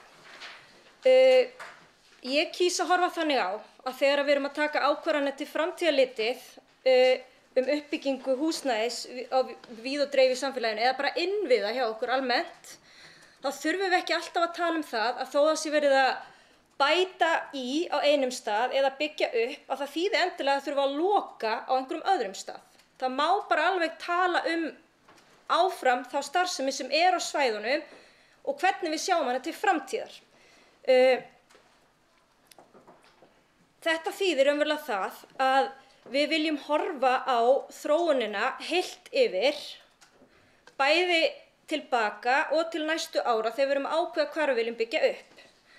Það alveg ljóst að það var tekin ákveðin ákvörðun á síðasta kjörtímabili varðandi Kleppjárnsreyki þegar var ákveðið að fara í uppbyggingu á leikskólanum þar og með því var að mörgu leyti lögð drög að því að fara að byggja og styrkja það svæði sem ákveðið skólasvæði. það var, og það rétt sem hefur komið hérna fram, að í meirihlutasáttmála þess meirihluta sem starfar hér í Borgarbyggð núna, þá var tekin ákvörðun það að hrófla ekki við starfsstöðvum grunnskólana og ég tek það fram, þetta eru bara 2 skólar. Þetta annars vegar grunnskólinn í Borgarnesi og svo þetta grunnskóli Borgarfjarðar og þar eru 3 starfsstöðvar en þetta ein rekstrareining. Og sú rekstrareining hefur bara gengið vel og komið vel út úr fjárhagsáætlun síðastliðin ár, bara svo það sé sagt. En þetta var ákveðið í því skyni að fá ákveðin vinnufrið. Við þurfum að hafa líka kjark til þess að tala það að dreifbýlið líka þjónustusvæði og við þurfum að horfa á svæði í heild sinni út frá því hvernig þjónustu við viljum veita á hverjum stað fyrir sig. Það búa nánast jafn margir í dreifbýli og þéttbýli í Borgarbyggð.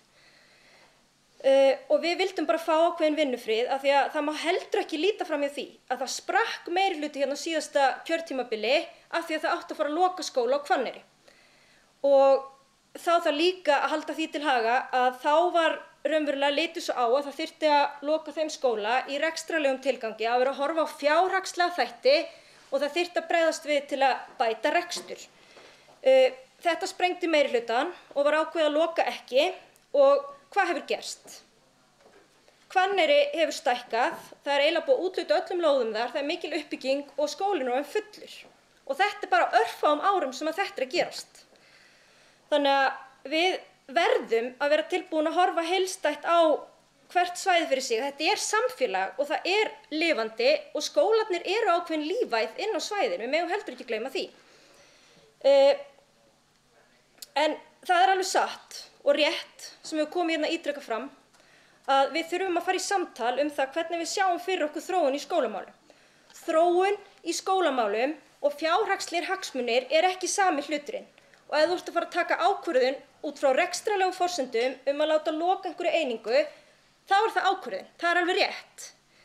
En við í Borgarbyggð erum bara ekki í þeirri stöðu að við þurfum að velja og hafna. Við þurfum ekki að loka á Varmalandi af því við ætlum að byggja skóla á Kleppjárnsreyki eða loka leikskóla á Bifröst af því við ætlum að byggja skóla í Borgarnesi.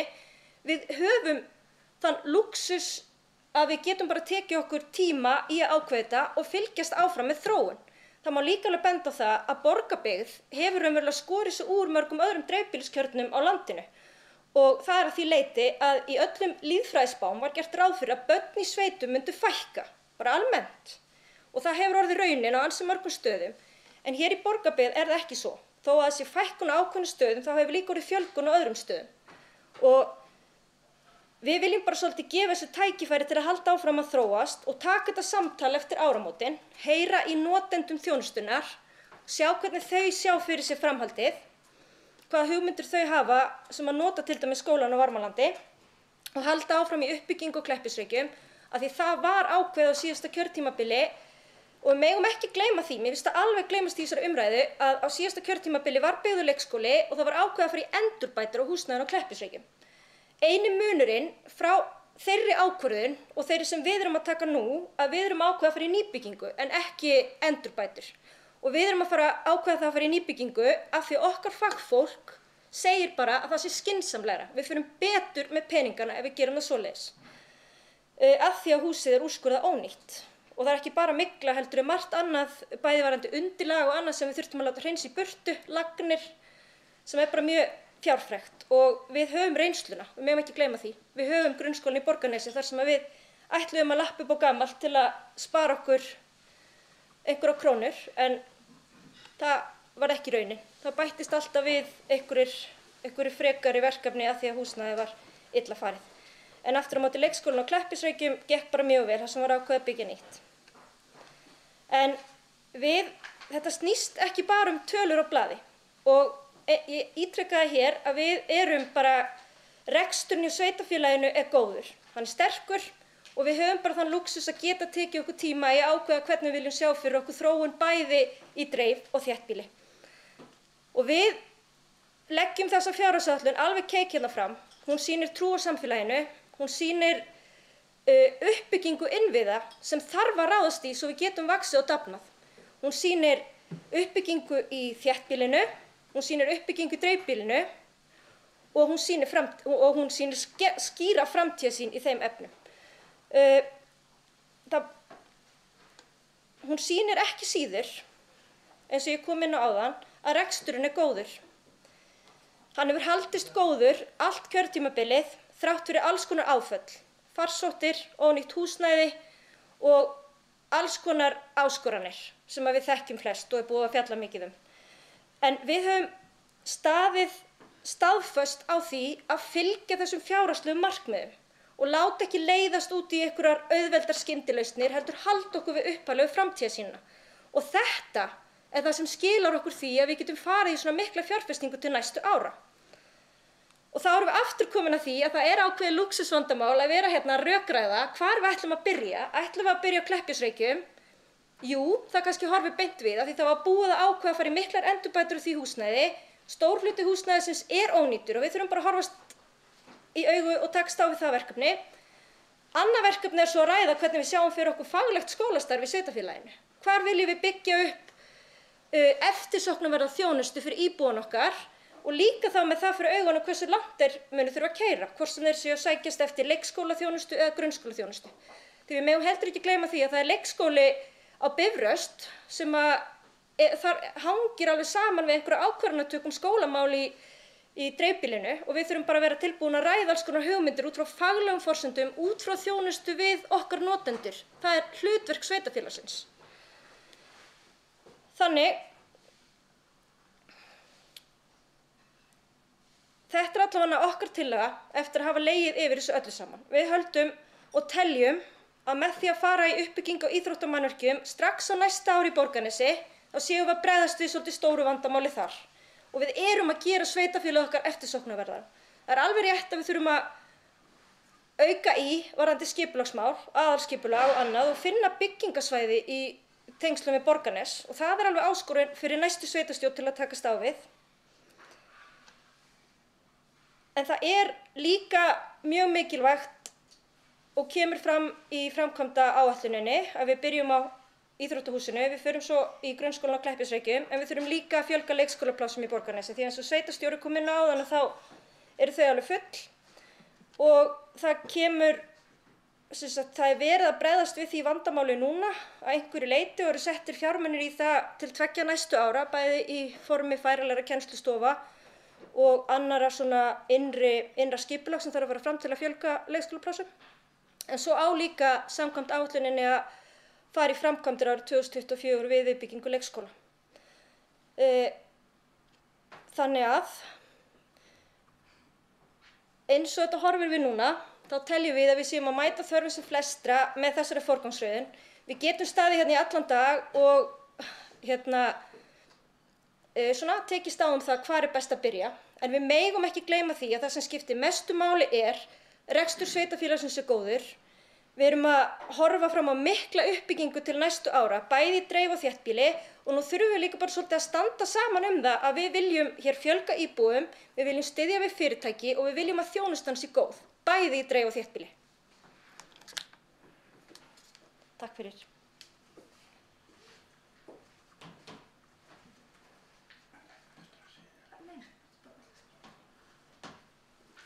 Þakka Lilju kærlega fyrir. Einhver sem vil tjá sig frekar, Guðveig, gjörðu svo vel.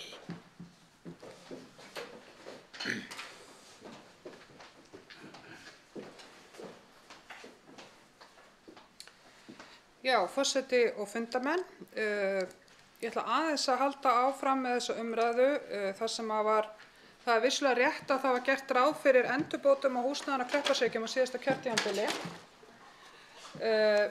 Og fulltrúar Framsóknar í rauninni gerði engar sérstakar athugasemdir við það. En það hafa bara orðið breytingar frá síðasta kjörtímabili þangað til núna og það liggur fyrir núna að þau þurfa að fara í nýbygging og kostnaðaráætlun og verkefni eru orðið miklu stærra heldur en var gert ráð fyrir. Og það er ekki rétt að við séum að kalla eftir því að með því að fara í framkvæmdar einum stað þurfa að loka á öðrum stað. Það sem við erum í rauninni að benda á og sveitarstjórnarfulltrúi Lilja benti á að það þarf að móta framtíðarsýn það hvernig við ætlum að skipa skólamálunum og rökstyðja fjárfestingar. Okkur ber bara skylda samkvæmt sveitarstjórnarlögum að rökstyðja þær ákvarðanir sem við tökum á fjárfestingar til lengri tíma. Og ég hef nefnt það áður að þegar við erum að taka ákvarðanir eins og þessar, við segjum sem svo að við ætlum bara að halda úti óbreyttu starfi til næsta ára, að þá þurfum við líka að samþykkja það í leiðinni að við ætlum að bjóða öllum grunnskólabörnum sveitarfélagsins upp á jafna aðstöðu. Við ætlum að hafa jafn góða aðstöðu á öllum stöðum, eða ætlum við ekki að hafa jafn góða aðstöðu á öllum stöðum. Ef við ákveðum að fara í uppbyggingu á einum stað, glæsilega uppbyggingu, sem að ég alveg sammála það þörf á því að byggja nýtt skólahúsnæði er ónýtt. Við erum öll sammála það, en það þarf líka þá að liggja fyrir og það þarf allir að vera meðvitaðir það að við getum ekki boðið börnum til að mynda á Hvanneyri upp á það næstu árin að fara í leikfimi í ykkur gamlu félagsheimili þar og að keyra einu sinni í viku á haustinu og einu sinni á vorin í sundkennslu upp á Hrefslaug. Það heitir ekki að jafna aðstöðu og bjóða nemendum sveitarfélagsins upp á jafna þjónustu. Og þetta umræða sem að ég vil að við tökum áður en að við ráðumst í framkvæmdir, áður en við ákveðum hvað nýbyggingarskóla eiga að taka á móti mörgum börnum og svo framvegis. Það er alveg rétt að við búum í dreifbýli og viljum þjónusta alla og við getum alveg gert það.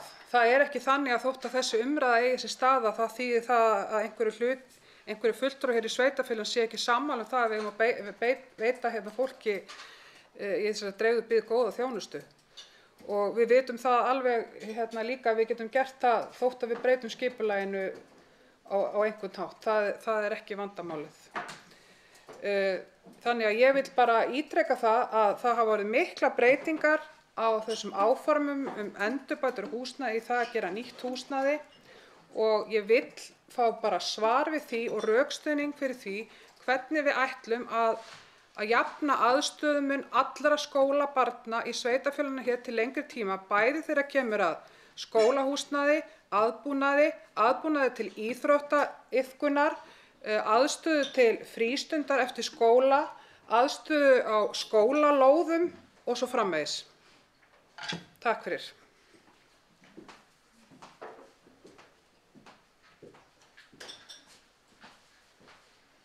Þakka þér fyrir, Guðveig. Orðið laust. Lilja, þú svo vel.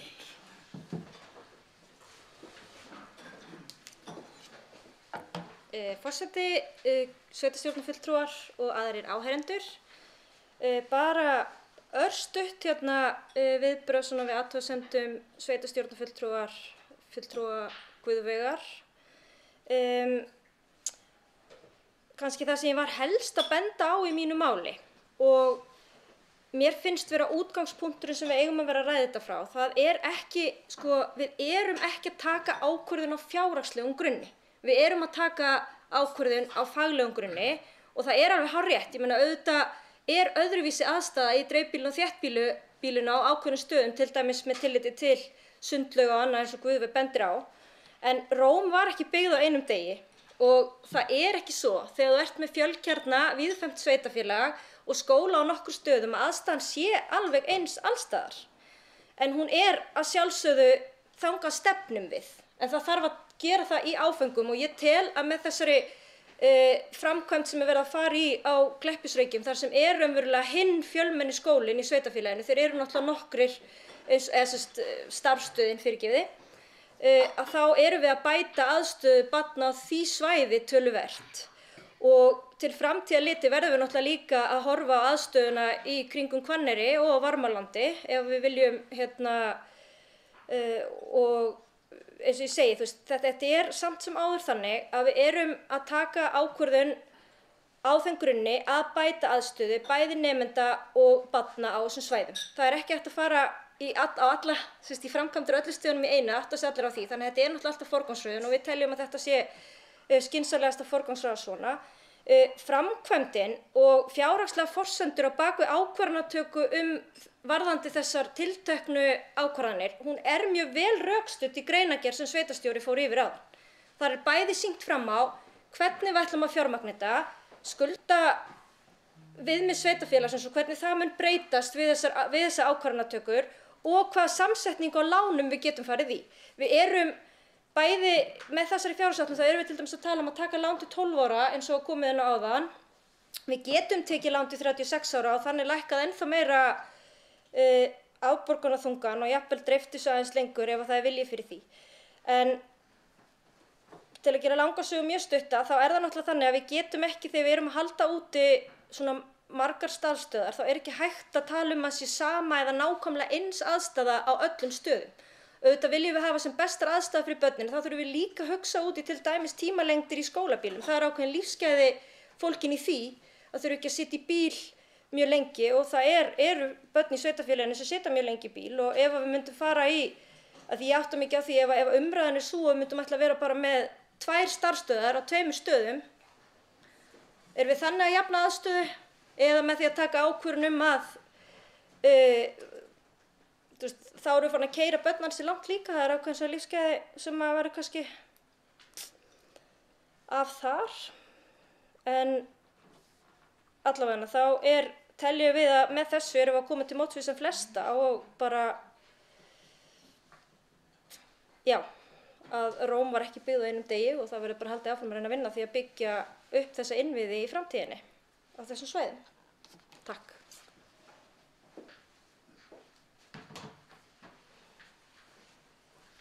Þakka þér fyrir, Lilja. Það eru fleiri sem að Halldóra fyrst. Þess að vel.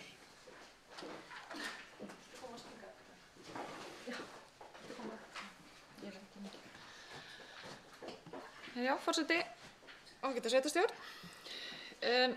Ég ætla að taka undir með Lilju að ég held að sín meirihlutans sé nokkuð skýr og hún kemur fram í meirihlutasáttmálanum. Við tölum þar að við ætlum ekki að leggja niður starfsstöðvar þessu ári og það var alveg ákveðin sýn sem fylgdi þeim sáttmála. Það var að skapa ákveðin frið, vinnufrið fyrir það samfélag sem við erum með inn í kringum okkur, bæði upp á Bifröst og á Hvanneyri, til þess að byggja upp starfsemi sína og við vildum sjá hvernig það gengi. Það ákveðnir svona, það hefur gengið betur á Hvanneyri og þar í kring heldur en upp á Bifröst, en við þurfum að bara fylgjast mjög vel með þessu áfram. Það var líka inn í þessum sáttmála okkar var að við ætluðum að bæta aðstöðu barna. Bæði í þéttbýli og dreifbýli, jafna aðstöðumun og við vitum alveg og vissum alveg að það er ekki gert á einu kjörtímabili. Við vitum að fjárhag sveitarfélagsins býður ekki upp á það. Þannig við þurfum að gera það bara hægt og rólega. Mér langar að taka undir með Guðveigu varðandi hennar sýn á félagsheimilin. Við erum náttúrulega á þar síðasta ári, ef ég man rétt, þá söldum við Valfell sem var félagsheimili. Það er ákveðið samtal búið að vera í gangi félagsheimili hérna í Hveragerði og við heimamenn og það er akkurat þannig samtal sem við viljum eiga því við vitum öll að félagsheimilin eru eitthvað sem skiptir máli í hverjum á hverjum stað. Þetta er ákveðin lífskjör að hafa aðgang að svona félagsheimilum og ég tala nú ekki það sem langt er að fara eins og upp í Lindatungu þar sem ég sé til dæmis ekki fyrir mér endilega að við myndum fara út í það að selja hana því að þar er bara samfélag að nýta það húsnæði mjög vel og til ýmissa þátta. En hins vegar held ég að við ættum að skoða önnur félagsheimili. En það verður alltaf að gerast í mikilli sátt við samfélagið. Ég held að við getum verkefni þó að þetta kjörtímabil sé svona að fara að styttast í annan endan, að þá eru verkefnin framundan þau eru gríðarleg. Það verður alveg nóg að gera hjá næstu sveitarstjórn og það verður bara rosalega gaman að fylgjast með þessu því að það eru mörg verkefni í pípunum og ég hlakka mikið til að sjá hvernig vinnan í kringum aðalskipulagið á eftir að fara fram og hvaða sýn við munum fá út úr þeirri vinnu. Það er náttúrulega gríðarlega stefnumótandi plagg og þar getum við einmitt haldið áfram að skoða einmitt hvar ætlum við að byggja upp, hvernig þjónustan að vera. Það verður svolítið challenge einmitt í kringum Borgarnes, hvernig við ætlum að þróa byggðina þar. Við höfum verið að þétta byggðina þar og það hefur gengið vel. En nú þurfum við, eftir að við erum búin að gera samning það byggingaland sem er til staðar í dag, eða í nýju hverfi í Borgarnesi, þá þurfum við að fara að horfa til næstu skrefa þar. En það eru bara spennandi tímar framundan. Takk.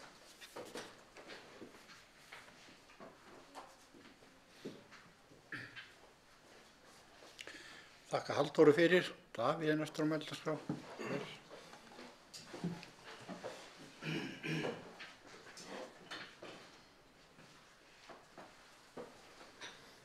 Já, forseti ágæta sveitastjórn.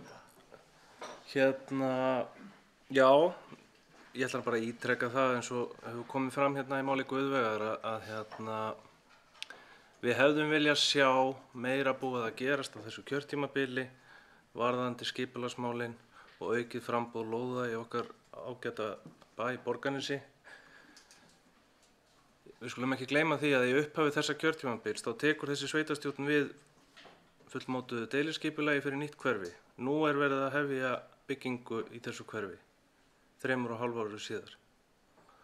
Það er ekkert búið að vinna að því að finna nýtt byggingaland eða byrja að deiliskipuleggja nýtt hverfi eða ákveða nokkuð skapaðan hlut hvar á að byggja áfram í Borgarnesi. Það verður ekkert verið gert. Það verður ekki verið unnið deiliskipulag varðandi frekari þéttingu byggða niður í bæ. Og þetta hefur allt verið í frosti, allt kjörtímabilið.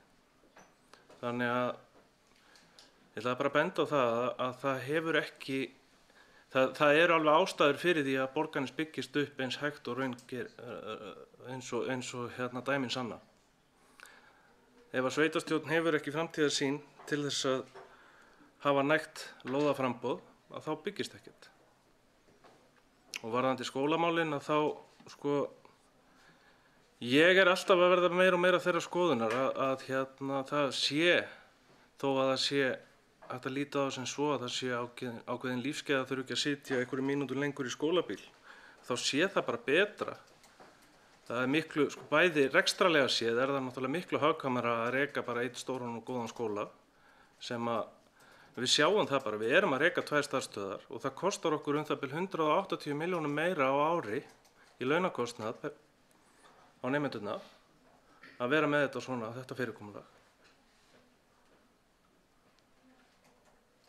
Þannig að ég er bara þeirra skoðunar bæði fjárhagslega og svo held ég líka bara að það sé betra fyrir nemendurna. Það er ekkert betra fyrir nemendur að vera í fámennum skólum. Takk.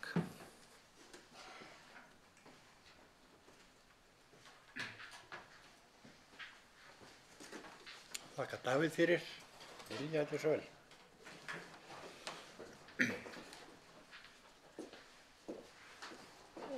Forseti, sveitarstjórnarfulltrúar og aðrir áheyrendur. Kannski örstutt að víkja þessum punkti áðan varðandi svona sambærilega aðstöðu nemenda til náms og að bjóða upp á sambærilega aðstöðu alls staðar í sveitarfélaginu. Ég veit nú ekki betur en að skólarnir hafi allir verið að sinna sínu lögbundna hlutverki nokkuð vel, sama hvar þeir eru staddir. Það er heldur ekki hægt að segja það til dæmis að allir skólar á höfuðborgarsvæðinu séu með eins aðstöðu, þó svo að þeir séu allir mjög nálægt hver öðrum. Og það er líka og hefur verið ákveðið val fyrir einstaklinga sem búa í borgarbyggð sem að margir líta á sem ákveðin lífsgæði að geta svolítið valið hvort þeir hafi viljað vera með börnin sín í Borgarnesi, svona í fjölmennari skólum þar sem styttra í margar tómstundir eða ákveða að fara með börnin sín upp í sveit í skóla og hafa verið að keyra í veg fyrir bíla þannig að börnin sín geti sótt skóla þar. Það eru líka ákveðin lífsgæði. Ég get alveg tekið undir þessu sjónarmið með sveitarstjórnarfulltrúa Davíð. Auðvitað þarf að vera ákveðin kjarni til staðar, bara þannig að faglegt, eða þannig ekki faglegt, heldur svona félagslegt skólastarf í tengslum við börn dafni. Og það sem að ég get ekki verið sammála því að það skorti framtíðarsýn í þessum efnum eins og er búið að koma hérna ítrekað fram á í kvöld. Það þarf bara að taka þessa umræðu með þeim sem nota skólana og með fagfólkinu sem stendur að kennslu barnanna. Það er nákvæmlega það sem við erum að benda á og það þurfi að fara upp úr því að við séum alltaf að tala um einhverjar fjárhagslegar ákvarðanir. Að sjálfsögðu berum við öll ábyrgð á því að fjárhag sveitarfélagsins sé góður og framtíðarsýn í fjármálum sé skýr. Og í þessu tilfelli þá hún bara nokkuð góð, þannig það okkur liggur ekkert á. Við getum alveg tekið okkur þennan tíma í þessa greiningavinnu sem verið að kalla eftir í framsóknarmönnum. og við teljum okkur bara vera í því ferli. Það á að fara í þetta samtal eftir áramótin. Það hins vegar bara engin ástæða til þess að gera neitt fyrir að frumkvæðið kannski, við vitum hvert við stefnum og hvaða leið best. Hvort við viljum vera með 3 starfsstöðvar í sveitinni eða 2 eða 1 eða hvernig sem við sjáum það fyrir okkur, eða samrekinn leik- og grunnskóla einhvers staðar jafnvel. Þar sem bara yngri börn og alveg niður í bara frá 12 mánaða og upp í 4. bekk eða eitthvað svoleiðis. Það eru alls konar leiðir til í þessu. Varðandi skipulagsmálin, þá get ég alveg tekið undir það að maður myndi vilja kannski geta gengið, eða sem maður hefði alveg vilja sjá gerast aðeins meiri í skipulagsmálunum og þá að, eins og ég kom inn á í máli mínu áðan, að finna nýtt byggingasvæði fyrir Borgarnes. En það má ekki gleyma því að það búið að úthluta eiginlega öllum lóðum sem hafa verið lausar á kjörtímabilinu og jafnvel kalla inn og úthluta aftur til þess að reyna koma á stað framkvæmdum. Það var náttúrulega þannig að það var erfitt á tímabili fyrir þá sem fór í framkvæmdir að geta selt húsnæði sitt fyrir byggingakostnaði, þannig að fólk var ragt til þess að fara í framkvæmdir. Það bara staðan. En þetta að breytast og síðustu 2, eða svona kannski síðasta árið hefur ansi margt farið í gang og ég get ekki tekið undir það að það hafi ekkert gerst á kjörtímabilinu hvað varðar uppbyggingu og húsnæði. Og þetta verkefni í Bjargslandinu, auðvitað myndi maður vilja sjá það gerast hraðar, en það var náttúrulega bara 2019 sem var skrifað undir þetta samkomulag sem að Davíð vísaði til og það má alveg halda því til haga. Það var líka frumkvæði sveitarfélagsins til þess einmitt að bregðast við þessari stöðu sem við fórum út í þetta samstarfsverkefni. Og nú eru að rísa þarna 2 hús og það eru verið að selja íbúðir og það gengur bara vel, síðast því spurðist fyrir það. Þannig að það uppbygging í Bjargslandinu og það eru væntanlegar lóðir sem verður hægt að fá úthluta þarna líka. Við höfum líka verið að þétta byggð og það eru fjármunir til þess að fara í deiliskipulagningu á neðri bæ Borgarnes, núna bara næsta ári, og svo erum við að fara í þessa aðalskipulagsvinnu þar sem þetta verður ákveðið. Og svo má heldur ekki gleyma því að uppbygging getur átt sér stað annars staðar en í Borgarnesi og það nú verið að byggja heilt hverfi í Húsafelli og það líka verið að byggja hérna í Varmalandi og það búið að byggja heilmikið á Hvanneyri og það bara nóg verið að gera og framkvæma í sveitarfélaginu og ég held við ættum frekar að tala upp það sem ákveðið að fara í því að það, þegar öll á botni kvöld, kannski það sem hefur áhrif á það hvort að fólk kjósi að flytja í Borgarbyggð og byggja hérna hús. Takk fyrir. Þakka þér fyrir, Lilja. Eru fleiri sem vilja tjá sig? Guðbæk, gjörðu svo vel.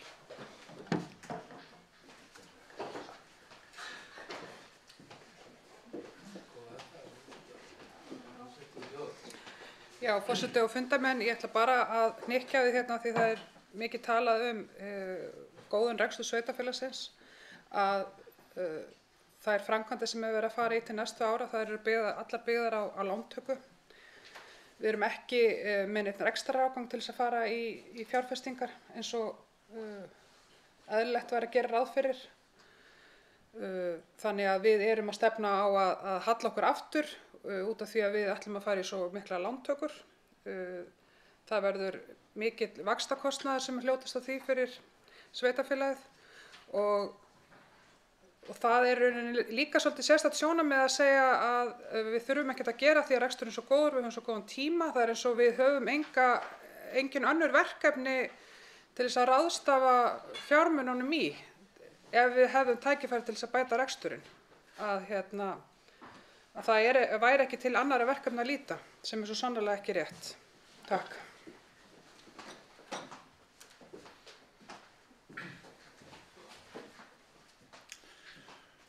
Þakka Guðbjörgu fyrir og eru fleiri sem vilja tjá sig. Magnús, Sver.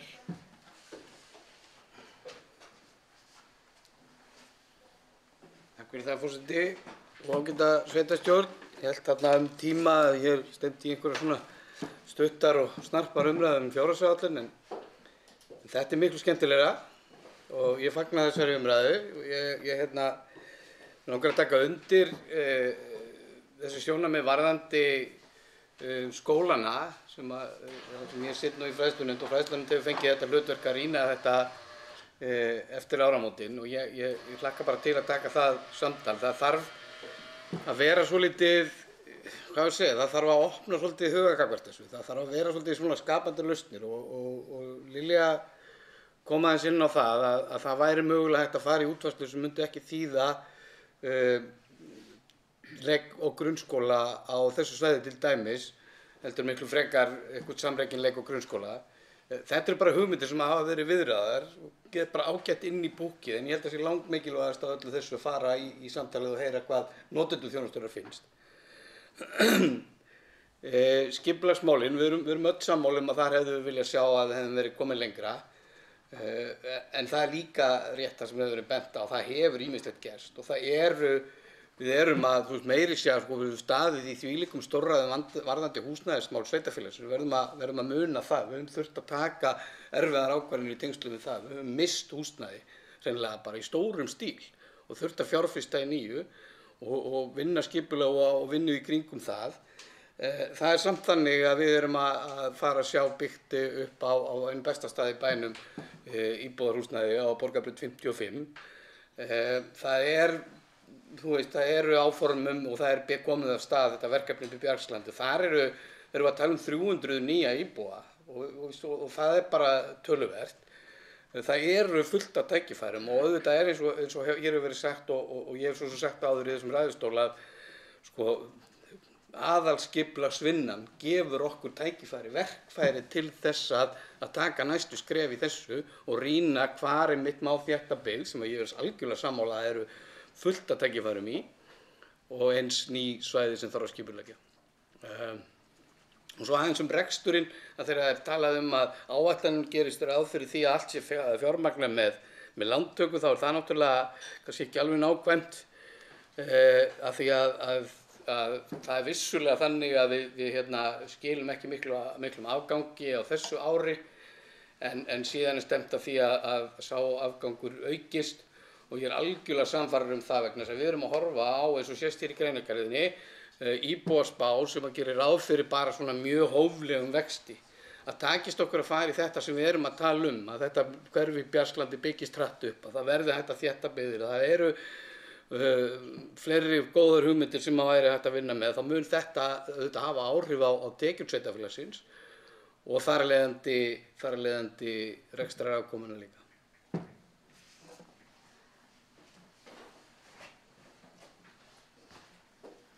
Þakka Magnúsi fyrir og orðið laust. Ef það eru ekki fleiri í augnablikinu þá ætla ég nú að Halldóra, sæl.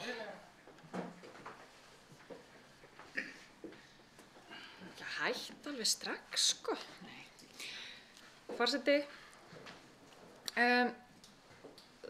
það alveg rétt að næstu 2 ár eða svo, þau verða svolítið þungi í afborgunum lána en heildina litið þá erum við samt sem áður ekki að hækka lántökur sveitarfélagsins á þessu tímabili nema sem nemur 180 milljónum og mér finnst það nokkuð gott þegar við horfum til lengri tíma. Við erum að greiða niður lán ansi skart núna líka á næstu árum og þar að leiðandi eins og ég sagði, ég verða afborganir svolítið þungar núna en hins vegar þá erum við líka að horfa fram á aukinn afgang í rekstri sveitarfélagsins næstu árum, framlegð að batna, hlutfall afborgana af framlegð að batna á milli ára, þannig að þetta kannski það allt í lagi að við séum ósammála en það spurningum og svona máli ekki alveg skrattan á vegginn sko, því að teiknin eru alveg góð og staða sveitarfélagsins góð og það má líka alveg minnast á það að við gerum ráð fyrir að þetta ár yrði mjög þungt en það að koma mun betur út heldur en við þorðum að vona og þar helst að því að þakka að útsvarstekjur að hækka miklu meira heldur en við gerum ráð fyrir 160 milljónir. Þannig að það mikið að gerast, okkur að fjölga, það seljast allar fasteignir, við erum að úthluta lóðum, hraðar heldur en við höfum gert hingað til, við erum að sjá meiri uppbyggingu í sveitarfélaginu og þannig ég fagna því að við séum að komast á þennan stað, að við getum fjárfest fyrir þær upphæðir sem við erum að leggja hérna fram í dag og að við ætlum að gera það og við ætlum að byggja upp til framtíðar. Takk.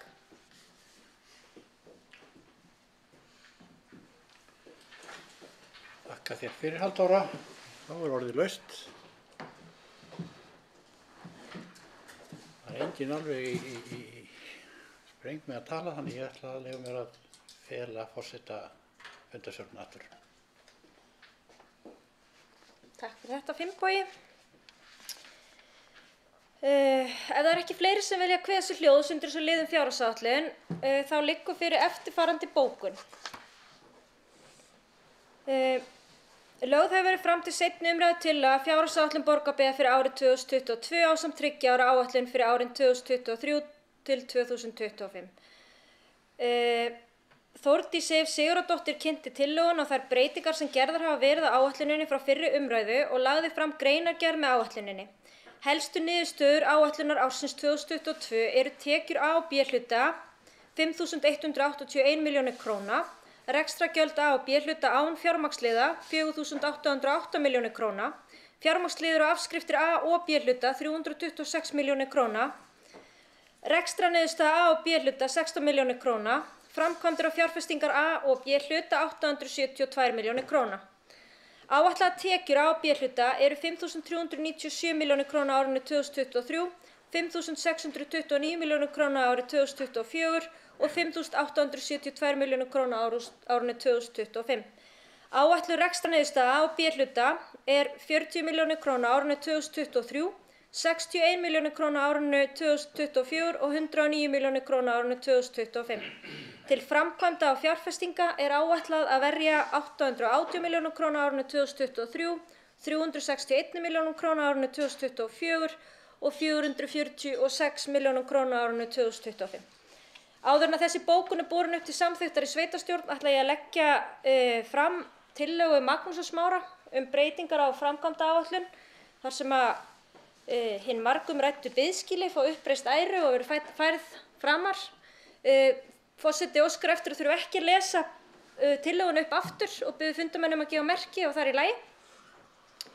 Það er í lagi og þá er tillaga sveitarstjórnarfulltrúa Magnúsar Smára lögð hér fram vegna breytinga og framkvæmdaáætlun í fjárhagsáætlun til 2022 og ég bið þá fulltrúa sem samþykkja vinsamlegast að gefa merki. Það er samþykkt samhljóða. Og þá er sú bókun sem forseti las upp hér áðan og efni hennar lagt fram til samþykkta fyrir sveitarstjórn og biður þá fulltrúa sem að samþykkja fjárhagsáætlun 2022 að gefa merki. Og þeir sem á móti kunna vera, það eru 4 fulltrúar sem sitja hjá. Þá erum við komin að dagskrálið 4. Hann ber heiti Reiðhöllin Faxaborg og er umsókn styrk. En þar er að ræða afgreiðslu 581. fundar byggðaráðs, þar sem lagt er til við sveitarstjórn að Borgarbyggð hækki hlutafé sitt í Vindási ehf. Að fjárhæð 8,5 milljónir króna á árinu 2021. En það samsvarar virðisaukaskattskvöð sem hvílir á Reiðhöllinni Faxaborg í samræmi við eignarhlut Borgarbyggðar. Tillagan er með fyrirvara að hluthafafundur Vindás ehf. Ákveði að hækka hlutafé félagsins því sem samsvarar heildarvirðisaukaskattskvöð fasteignarinnar og að aukið hlutafé verði nýtt til að greiða upp virðisaukaskattskvöð félagsins. Enn fremur er tillagan lögð fram með fyrirvara að Hestamannafélagið Borgfirðingur leggi fram tillögu það með hvað hætti félagið ætla að standa undir rekstri og viðhaldi reiðhallarinnar til frambúðar. Jafnframt skuli Hestamannafélagið Borgfirðingur skuldbinda sig til þess að láta slíta félagi núverandi leigutaka reiðhallarinnar Selás ehf. Og bera kostnað á slitum félagsins. Þá er fyrirvara að nýr leigutaki reiðhallarinnar Faxaborg verði Hestamannafélagið Borgfirðingur og fyrirvararnir skulu uppfylltir á árinu 2021 til þess að Borgarbyggð taki þátt í hlutafjáraukningunni. Er málinu vísað til viðauka fjárhagsáætlunar fyrir árið 2022. En orðið er laust þennan ráðahag. Halldóra Lóa, gjörðu svo vel.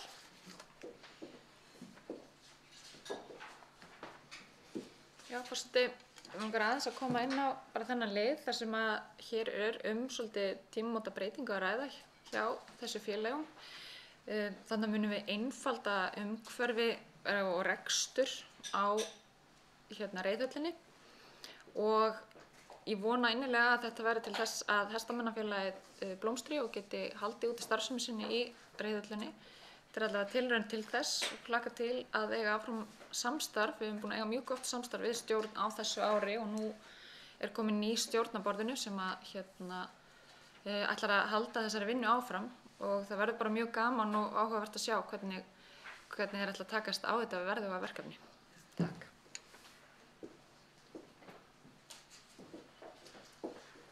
Takk fyrir þetta, Halldóra.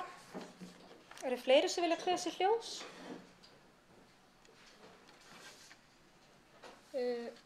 Svo verðist ekki vera. Magnús Mári.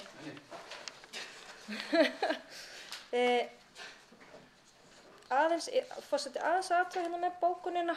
Magnús, vilt þú taka til máls eða? Já, það er stitt.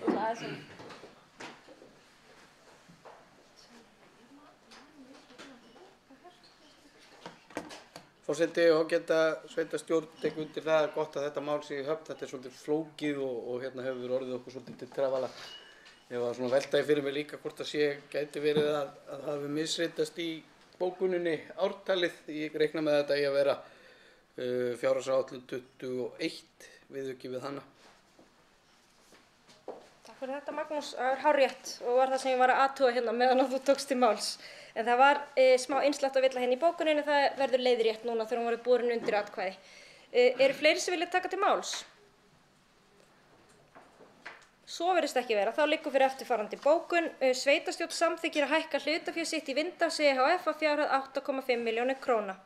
Sveitastjórn staðfestir að öðru leyti þá fyrirvara sem fram kom í bókun byggðarráðs og felur sveitastjóra að greiða út hlutafjáraukningu þegar fyrirvarar hafa verið uppfylltir. Og ég bið þá fulltrúa sem samþykkja vinsamlegast að gefa merki og það er samþykkt samhliða.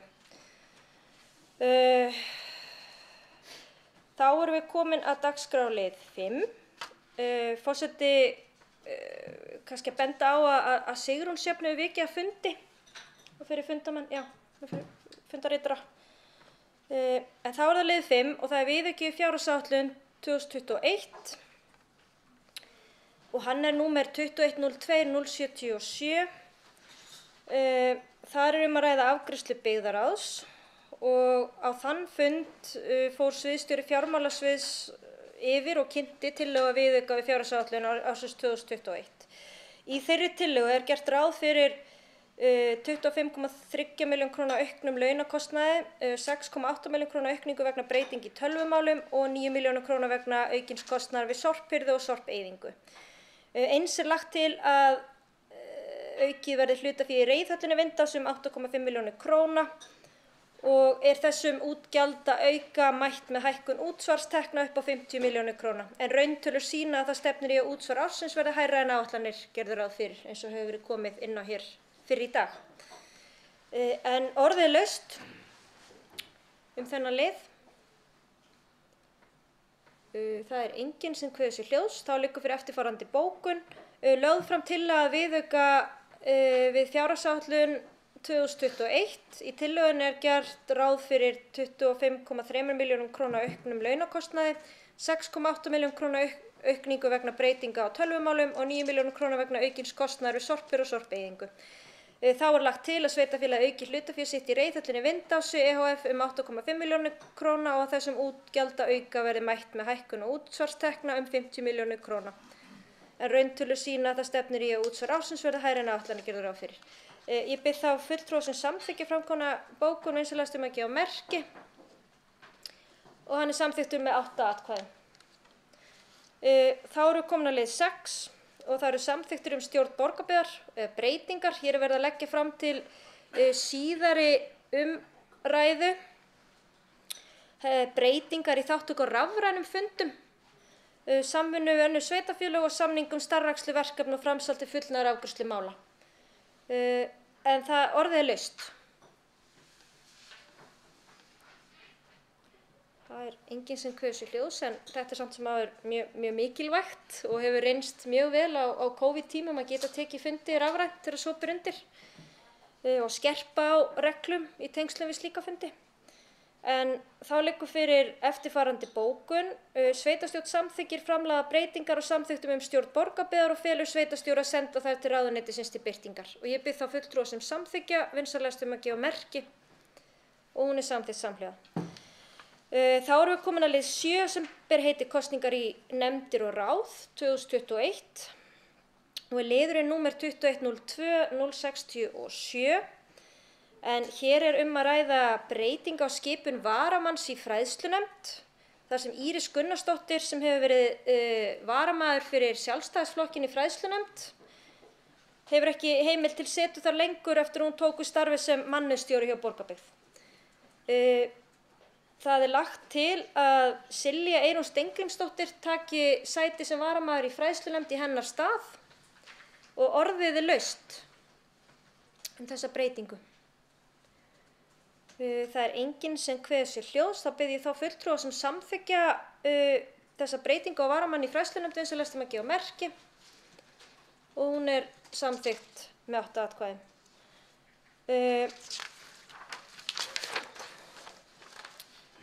Þá erum við komin að lið 8 og þar að ræða lán frá Lánasjóði sveitarfélaga númer 2112-011 en þar að ræða lán bara í samræmi við fjárhagsáætlanir sveitarfélagsins, staðfestingu á þeirri lántöku. Það kannski allt í lagi að nefna það að lántakan töluvert minni en við gerum ráð fyrir sem náttúrulega alltaf jákvætt. En orðið laust. Þórdísi, gjör svo vel. Forseti, sveitarstjórnarfulltrúar og aðrir gestir, já, eins og þú sagðir þá var lántaka áætluð töluvert hærri. Við höfum tekið lán og þegar á árinu.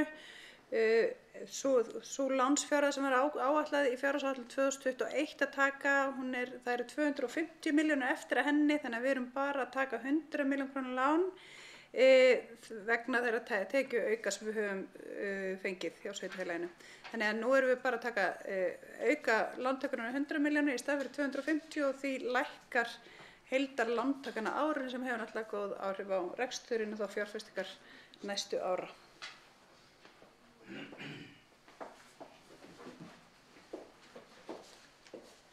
Takk fyrir þetta Þórdís. Eru fleiri sem vilja kveða sér hljóðs undir þessum lið?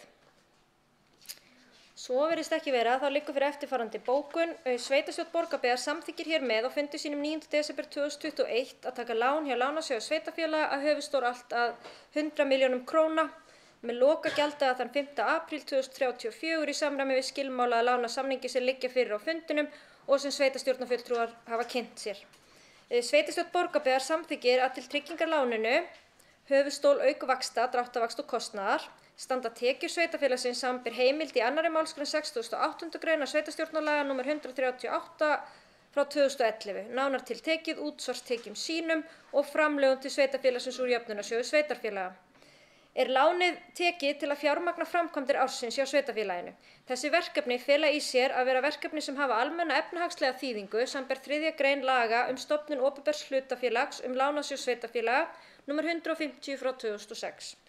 Jafnframt Þórdísi Sif Sigurðardóttur sveitarstjóra, kennitala 18.0378-4999 veitt fullt og ótakmarkað umboð til þess fyrir hönd Borgarbyggðar að undirrita lánasamning við Lánasjóð sveitarfélaga samanber framangreint, sem og til þess að móttaka, undirrita og gefa út og afhenda hvers skjöl, fyrirmæli og tilkynningar sem tengist lántöku þessari, þar með talið beiðni útborgun láns.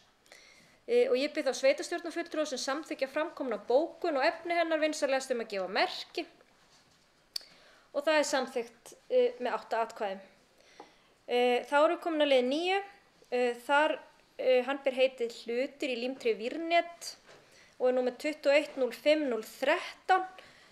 Þarna að ræða fund byggðarráðs frá því 7. maí 2021 en þá var bókað í byggðarráði að tekið vel í sölu á hlutabréfum sveitarfélagsins í límtri Vírnet og var sveitarstjóra falið að selja hlut Borgarbyggðar í límtri Vírnet að nafnvirði 250.000 krónur. Í samræmi við samþykktir límtri Vírnets með fyrirvarum samþykki sveitarstjórnar. Og þessi liður að koma hérna á dagskrá núna því að það eiginlega fórst fyrir að setja hann á dagskrá þegar í kjölfarið og orðið laust.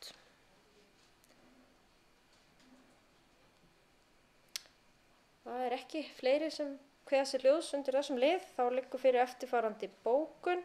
Sveitarstjórn samþykkir fyrirliggjandi kaupsamning og afsal á hlutabréfum Borgarbyggðar í Límtré Vírnet ehf. Að nafnverði 250.000 krónur á genginu 4. Kaupverð að fjárhæð 1 milljón og felur sveitarstjóra að undirrita samninginn. Og ég bið þá sveitarstjórnarfulltrúa sem samþykkja vinsamlegast að gefa merki og það samþykkt samhljóða. Þá erum við komin að dagskrárlið 10 sem tillaga notkun fjarfundabúnaðar, númer 20.03.157, en það að ræða afgreiðslu 579. fundar byggðarráðs, þar sem þetta lagt til að tryggja starfshæfi sveitarfélagsins og auðvelda ákvarðanatöku við stjórn félagsins, að þá heimilað verði sveitarstjórn nefndum og ráðum sveitarfélagsins til að halda fjarfundi til og með 31. janúar 2022. Og ég gef orðið laust. Þórdís, þau beðum orðið, gjör svo vel Þórdís. Forseti, sveitarstjórnarfulltrúar, eins og þið vitið þá vorum við að samþykkja þarna áðan breytingar á samþykktu sveitarfélagsins í síðari umræðu þar sem að meðal annars samþykkt að haldnir séu fjarfundir í nefndum og stjórnum og ráðum sveitarfélagsins. Þar til að sú samþykkt tekur gildi, þá gildir í rauninni þessi samþykkt sem við erum að gera núna. Það sem að það þarf náttúrulega að auglýsa, það þarf að tilkynna breytingar til ráðuneytisins, það þarf að auglýsa nýjar samþykktir, það tekur ekki alveg strax gildi. Þannig að í staðinn fyrir að ef að koronaveiran og samkomu takmarkanir gera það að verkum að við getum ekki haldið fundi með eðlilegum hætti, þá getum við gert það núna þar til að samþykktirnar taka gildi. Takk fyrir þetta Þórdís. Þetta var svona hin hliðin á peningnum, ef svo má segja, við samþykktirnar og þessar breytingar. Fleiri sem vilja kveða sér hljóðs? Svo virðist ekki vera, þá liggur fyrir eftirfarandi bókun. Sveitarstjórn samþykkir að heimila sveitarstjórn nefndum og ráðum sveitarfélagsins að halda fjarfundi til og með 31. janúar 2022 samkvæmt auglýsingu samgöngu- og sveitarstjórnarráðuneytisins frá 12. nóvember síðastliðnum. Og ég bið þá sveitarstjórnarfulltrúa sem samþykkja vinsamlegast að gefa merki og það samþykkt samhliða. Þá erum við komin að lið 11 en hér eru lagðar fram siðareglur slökkviliðs Borgarbyggðar og vísar byggðarráð Borgarbyggðar reglunum til sveitarstjórna til staðfestingar. Og forseti gefur orðið laust. Það enginn sem kveður sér hljóðs, það liggur fyrir eftirfarandi bókun. Sveitarstjórn samþykki framlagða tillögur að breytingum á siðareglum slökkviliðs Borgarbyggðar og ég bið þá fulltrúa sem samþykkja vinsamlegast að gefa merki. Og það samþykkt samhliða. Þá erum við komin í lið 12 sem ber heitið Gjaldskrár Orkuveitu Reykjavíkur.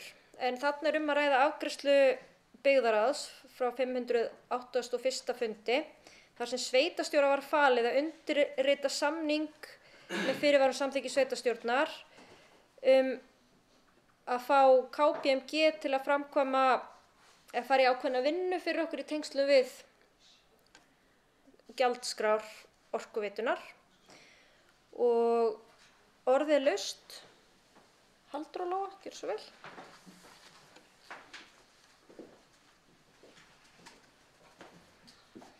Já, forseti, bara aðeins til þess að útskýra þá vinnu sem þarna að fara af stað og örlítið farin af stað.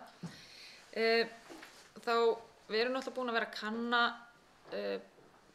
bara þessa samninga sem að Borgarbyggð með gagnvart Orkuveitunni og gagnvart öðrum eigendum og erum núna í rauninni svona á lokametrunum með þetta. Þarna erum við að fá inn sérfræðinga til þess að fara ná aðeins utan stöðuna, ná utan gögnin sem við höfum verið að fá frá Orkuveitunni og rýnið sem við höfum farið þar fram og ætlum að fá svona drög af valkostum sem sveitarfélagið stendur frammi fyrir og við stefnum á að ljúka þessari vinnu á þessu kjörtímabili. Hvort sem það verði til þess að við verðum áfram í þessum samningum eða ekki. Það náttúrulega eitthvað sem við höfum eftir að leggja fyrir sveitarstjórn og hvernig við vinnum úr þeim upplýsingum, hvort að það verði hreinlega að fara með það í kosningu eða annað, en þarna eru náttúrulega ansi stórir hagsmunir fyrir íbúa alls sveitarfélagsins undir. Þetta er svona, já, eins og ég segi, við erum að vonast til þess að ná þessu bara núna á fyrstu mánuðum ársins, að klára þessi mál og vonumst og bara hlökkum til að geta lokað því. Það er búið að fara heilmikil vinna í þetta af okkur sem hér sitjum inni. Takk.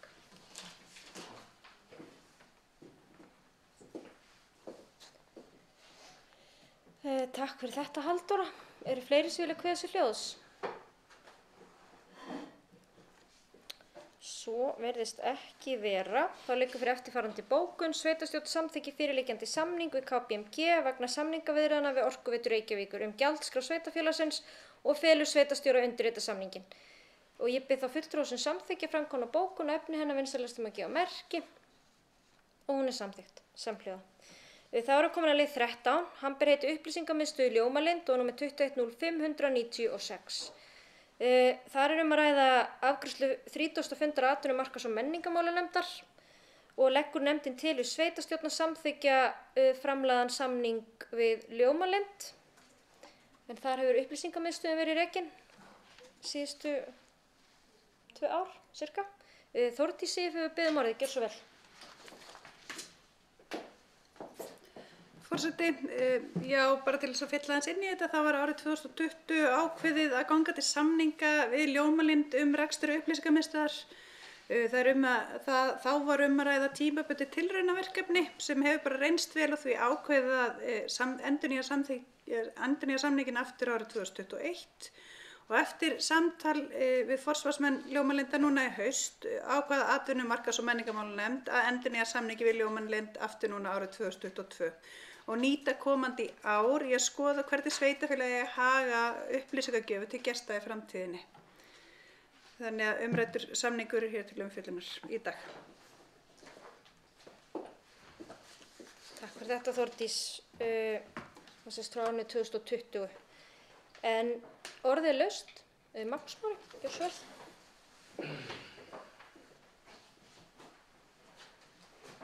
Já, takk fyrir forseti, örstutt með þetta bara.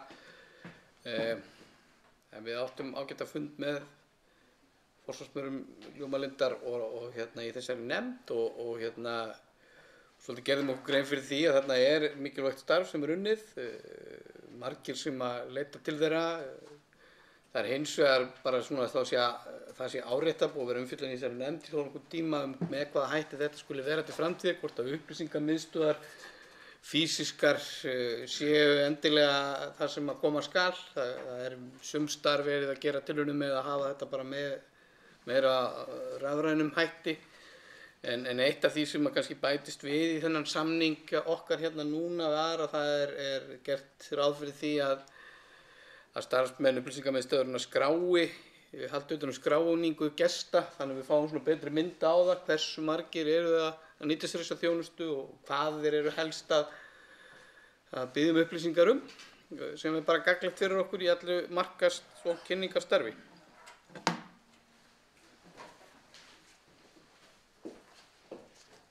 Takk fyrir þetta, Magnús. Eru fleiri sem vilja kveðja sér hljóðs? Svo virðist ekki vera. Þá liggur fyrir eftirfarandi bókun. Sveitarstjórn samþykkir framlagðan samning við Ljómalind vegna reksturs upplýsingamiðstöðvar fyrir árið 2022 og biðji þá fulltrúa sem samþykkja vinsælast að gefa merki og það er samþykkt samhliða. Þá eru komin að dagskrá lið 14 sem er samstarfssamningur hátíðar í Borgarbyggð og er númer 2101027. Það er líka afgreiðsla frá 30. fundi atvinnu-, markaðs- og menningarmálanefndar. Þar leggur nefndin til við sveitarstjórn að samþykkja fyrirliggjandi samstarfssamning við viðburðarhaldara og reglur samstarfssamninga vegna hátíða í sveitarfélaginu. Ég gef orðið laust þennan dagskrárlið. Magnús Mári, gjör svo vel.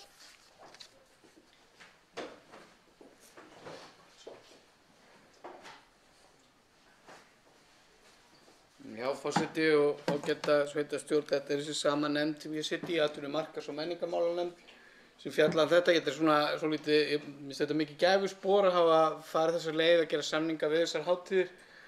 Það sem við þurftum kannski bæta í þarna var að setja svona svolítið skýrari reglur það hvað og hversu oft eða hvernig hægt að styrkja eða búið að gera svona samninga. Kannski árétta það að það eru sko undir fundargögnunum tvenns konar drög og það er í rauninni þá seinni drögin sem að gilda því nefndin gerir smávægilegar breytingar á fundinum. En svona bara til upplýsingar þá eru forsendur fyrir því að sko verkefni fái styrkt með þessum hætti, svona samningi, þá er það er ekki veittur styrkur fyrir viðburðarverkefni sem átt sér stað. Það er ekkert að sækja styrkina eftir á. Það er einungis styrkt til viðburðar sem fara fram í borgarbyggð og viðburðurinn þarf að hafa farið fram í það minnsta í 2 ár. Þannig að þegar einhverjir svona grasrótar samtök, félög eða hópar eru búin að koma á stað einhver svona verkefni að þá er hægt að sækja þessa styrki.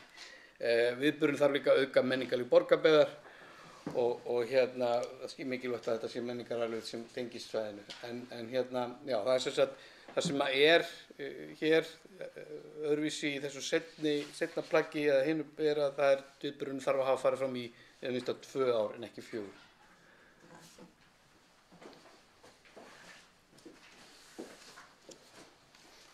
Takk fyrir þetta, Magnús. Eru fleiri sem vilja kveða sér hljóðs? Guðveig, gjörðu svo vel.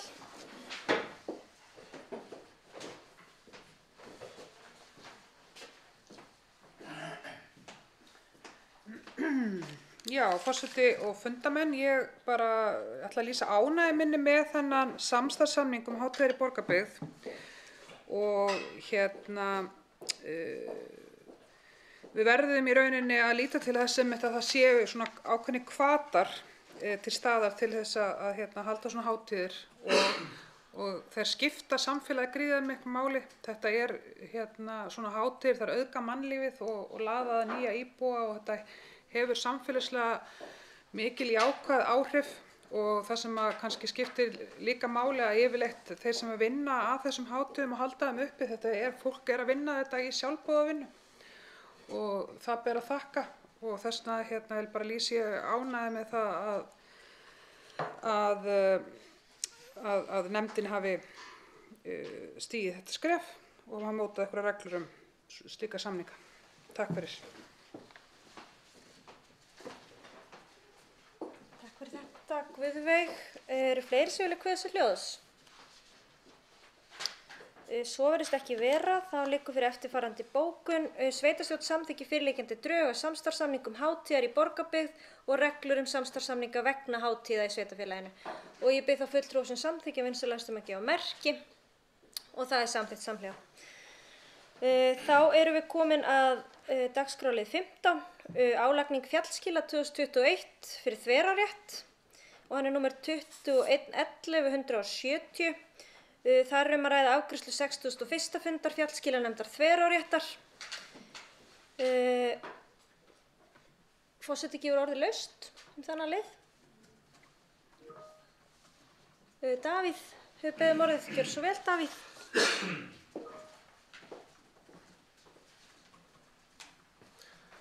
Já, forseti ágæta sveitarstjórn, ég bara forvitnast hverju þetta er lagt fram núna 4 mánuðum eftir fundinn.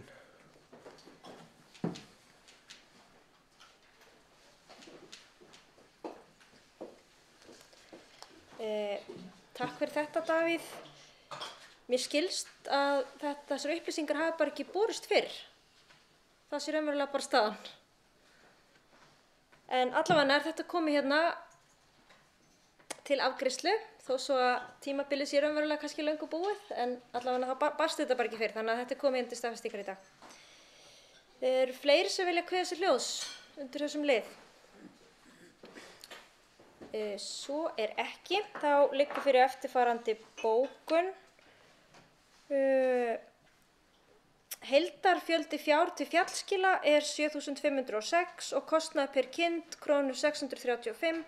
Heildarkostnaður vegna fjallskila er krónur 4.751.448. Engar breytingar gerðar á dagsverkamati og fjallskilum að jafnaði jafnað niður og þau yfirfarin. Þau samþykkt og send til borgarbyggða til fjölritunar og dreifingar. Og ég bið þá sveitarstjórnarfulltrúa sem staðfesta þessa afgreiðslu fjallskilanefndar þverráréttar vinsælasti að gefa merki. Hún samþykkt samhljóða. Þá erum við komin að lið 16 sem ber heiti vinnslutillaga aðalskipulags Hvalfjarðarsveitar 2020 til 2032 og sá liður númer 211 1070 og þar að ræða afgreiðslu 31. fundar skipulags- og bygginganefndar. En þar raunverulega leggur skipulags- og bygginganefnd til við sveitarstjórn að veita jákvæða umsögn um vinnslutillögu fyrir endurskoðun aðalskipulags Hvalfjarðarsveitar 2020 til 2032.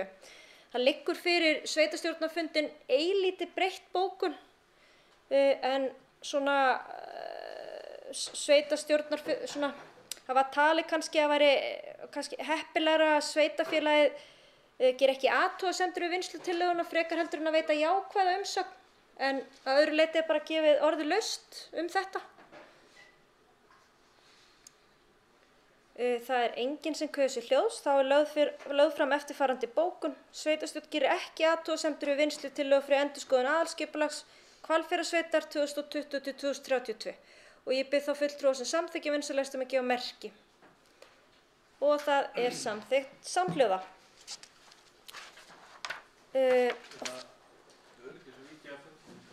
Davíð Sigurðsson ætlar að víkja fundi undir þessum lið en þetta sem sagt liður 17 Egilsholt 4 breyting á deiliskipulagi og númer 21 111 91. En þarna að ræða afgreiðslu 31. fundar skipulags- og bygginganefndar þar sem nefndin leggur til við sveitarstjórn að samþykkja framlaga tillögu breytingu deiliskipulags í Bjargslandi 2 í Borgarnesi til auglýsingar. Og þar var lagður fram uppdráttur dagsettur 23. nóvember 2021 og málsmeðferð verður samkvæmt 41. greinar skipulagslaga nr. 123 frá 2010. Og orðið laust. Guðmundur Freyr hefur beðið orðið. Gjör svo vel, Guðmundur.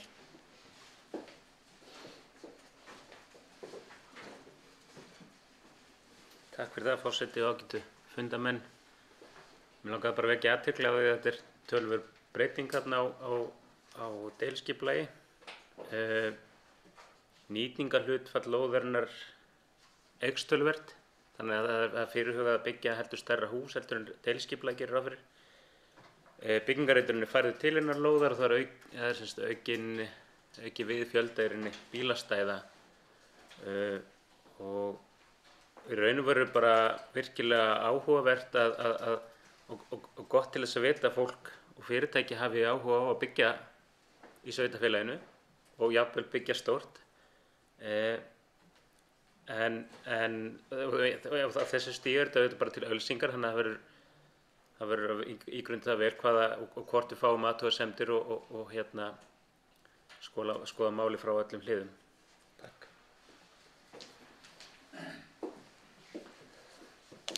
Takk fyrir þetta, Guðmundur Freyr. Eru fleiri sem vilja kveða sér hljóðs undir þessum lið?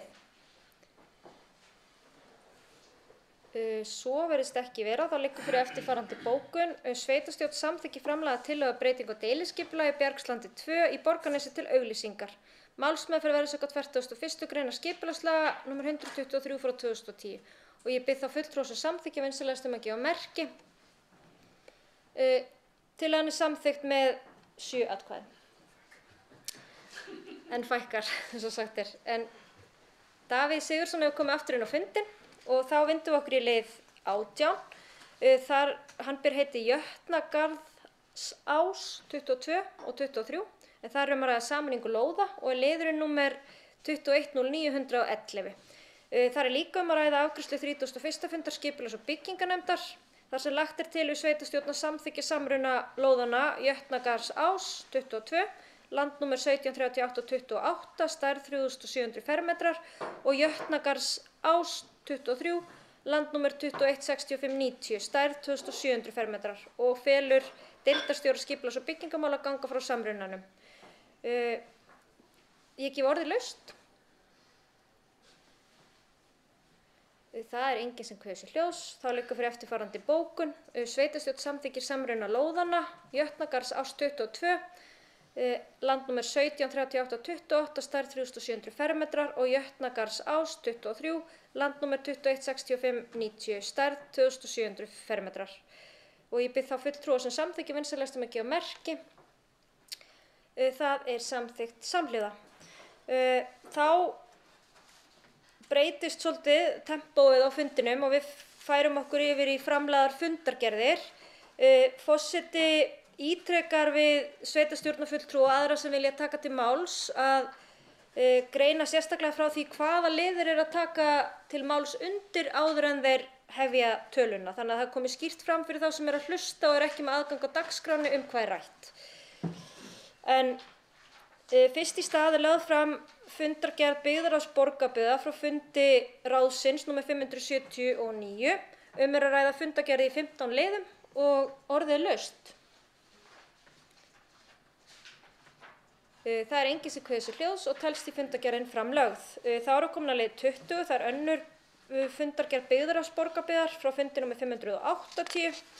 Þar er að ræða fundargerð í 11 liðum og orðið laust varðandi þá fundargerð byggðarráðs.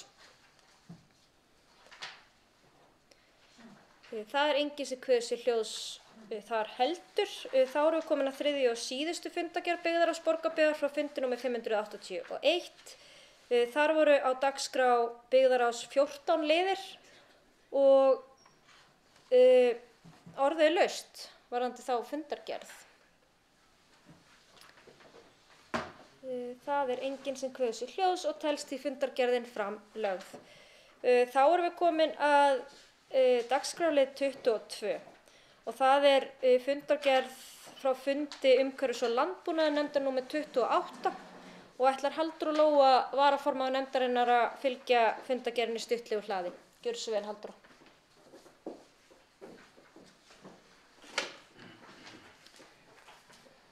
Já, forseti og ágæta sveitarstjórn.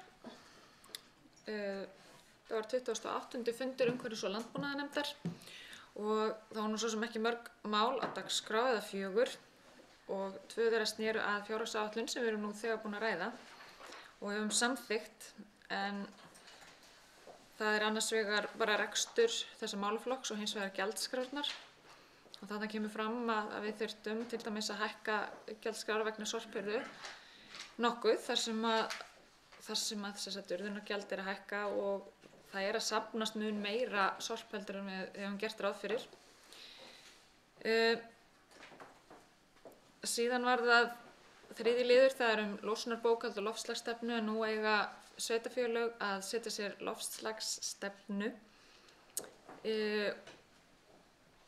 og það, forsagan er rauninni svo að Samband íslenskra sveitarfélaga er búin að koma sér upp síðu þar sem hægt er að reikna út hversu mikið sveitarfélög losa og við erum að leggja til hér að við notum viðmiðunarárið 2019 þar sem að þá var allt svona í eðlilegum gangi hvað var það rekstur og fundarhöld og annað slíkt, en árið 2020 og 2021 hafa verið fremur óhefðbundin, en stefnan er sem sagt að reikna út hver losun sveitarfélagsins er og fyrst sinn verður áætlað verður sérstök áhersla lögð á losun frá bílum, bifreiðum sveitarfélagsins og því líku. Síðan er það síðasti liðurinn sem er í raun þar sem farið er yfir stöður á málum sem við erum búin að vera að fjalla og til að mynda þá er búið að semja nýju vatnsból fyrir bæjarsveitina, búið að gera nýjan samning þar núna. Það er umræðum fjallskil og hunda- og kattarhreinsun og hvar þau eru. Þau eru búin að vera núna í gangi bara núna á síðustu vikum og þau eru Hvanneyri, Borgarnesi, Bifröst og Bifröst. Við sóttum styrk í framkvæmdasjóð ferðamanna til hönnunar á strandstíg í Borgarnesi og vonumst til þess að fá styrk í það. Það væri mjög gaman að geta klárað þann stíg. Síðan er bara upplýsing að búið er að skrifa undir samning malbikun á Þórðargötunni, en við áttum inn í fjármagn sem við gátum nýtt í þetta og alltaf gaman þegar við getum bætt í viðhald eða gert meira í því heldur en við svona sáum fram á. Og svo hérna einn liður sem mjög áhugaverður. Við fórum í ákveðna tilraun þar sem við ákveðum að pröfa að safna brotajárni og færa gáma heim á bæi til þess að safna brotajárni og fengum til þess styrk. Á móti þá náttúrulega eru þeir sem að láta frá sér járnið að gefa ákveðna tekjur til þeirra sem sækja járnið því að þeir náttúrulega geta selt það áfram og þar af leiðandi verður ekki kostnaður á ekki að hljótast mikill kostnaður á þessu fyrir sveitarfélagið. En það á þessum tímapunkti þá var búið að safna 250 tonnum af járni heima á bæi og fóru mest allt upp undir 6 gámar frá einum og sama bænum. Þannig að það var greinilega gríðarleg þörf á þessu. Við sjáum fram á að það verði safnað rúmlega 500 tonnum þegar þessu verkefni verður lokið. Þannig að þetta mjög áhugavert og bara virkilega gott að koma þessu aftur inn í hringrásarkerfið og nýta þennan málm aftur. Síðan var fyrsta vinnustofa Samband íslenskra sveitarfélaga haldin vegna stuðningsverkefni innleiðingu heimsmarkmiðanna og þarna verkefnahópur frá okkur, eða 2 fulltrúar frá Borgarbyggð farnir inn í þetta verkefni. Og síðan upplýst jólahaldið sem átti nú að vera mun veglegri í Skallagrímsgarði heldur en af varð. En já, við ætluðum að vera með litla sölubása í garðinum og skreyta og grunnskólabörn áttu að kveikja ljósin og alls konar skemmtilegheit en því miður varð ekki eins mikið úr því eins og við ætluðum að gera.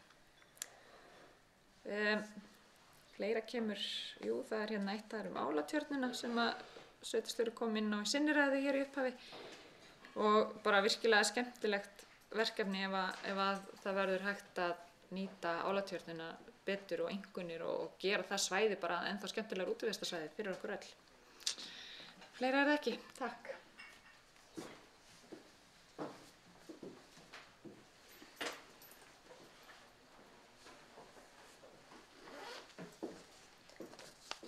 Takk fyrir þetta, Halldóra. Orðið laust þessa fundargerð umhverfis- og landbúnaðarnefndar. Það eru ekki fleiri sem kveða sér hljóðs og telst því fundargerðin framlögð. Þá erum við komin að dagskrárlið 23 en það fundargerð fræðslunefndar Borgarbyggðar frá fundi fræðslunefndar númer 204. Þar að ræða fundargerð í 3 liðum og ætla Magnús Smári Snorrason formaður nefndarinnar að koma og fjalla stuttlega hana. Gjörðu svo vel.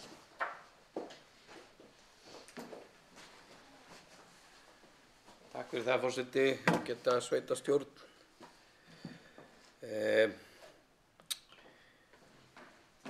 Þessi fundur var svolítið tilengaður bara gjaldskrám sem að heyra undir nefndina. Þar voru svona lagðar fram tillögur að breytingum á gjaldskrám sem að kannski svona áttu rætur í fundi byggðarráðs eða byggðarráð svona lagði til ákveðnar breytingar á gjaldskrám sem að voru svona hugsaðar sem leiðréttingar að einhver leyti eins og ég kom inn á þá hafa orðið heilmiklar breytingar á gjaldskrám í fræðslunefnd svona sem eru hugsaðar til þess að jafna stöðu foreldra, það eru systkinaafslættir, það eru svona verið að jafna aðeins út. Eins vegar var tillaga fyrir fundinum þarna að þetta yrði svona, það yrði hækkuð til dæmis gjöld eins og viðbótagjald umfram 8 klukkustundir sem sagt umfram þær en fræðslunefnd var bara ekki sammála byggðarráði þarna, kemur stundum fyrir og hérna lagði til að þessi hækkun væri hóflegri og hérna það var eins með dvalargjald fyrir frístund. Þar var tillagan upphaflega að þetta yrði hækkað 20% en lendilega til að það yrði ekki nema 10%. Þetta voru ræða gjaldskrár sem eins og segði áðan voru höfðu orðið svolítið eftir. En enga síður, þetta bara svona nefndi bara að vinna, hún kemur bara með sínar áherslur og þarna var meiri hluti fyrir því að þetta fari í þessa átt. Og það skemmst frá því að segja, ég held að sé að fara rétt með að byggðarráð í rauninni keypti þetta og þetta endaði inn í fjárhagsáætlun með þessum hætti. Ég ætla samt að því þó ég tók það nú svona fram hérna í upphafi fór aðeins yfir að var verið að ræða gjaldskrárnar að það voru heilmiklar breytingar, einhverjar breytingar gerðar sem eru jákvæðar, eru hugsaðar svona til þess að jafna út stöðuna og nú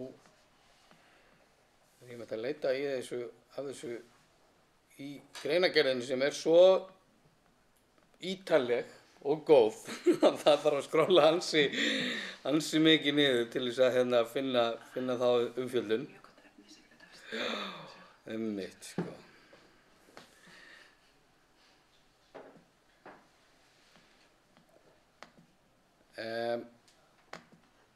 Það var sem sagt þessi almenna 3% hækkun samþykkt af nefndinni.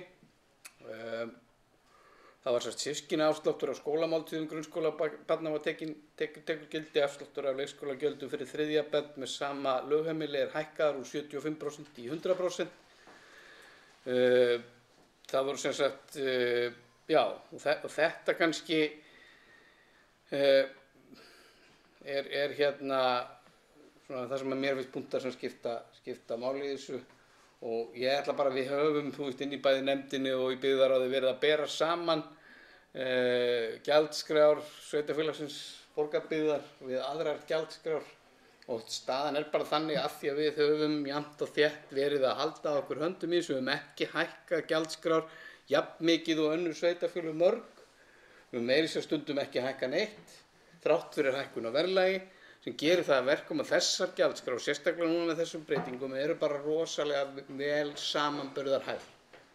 Að segja, við erum bara miðbyggið, jafnvel undir miðbygginu þegar kemur að því að bera saman sveitarfélög í þessum málum. Ég vil bara koma því á framfæri. En svo var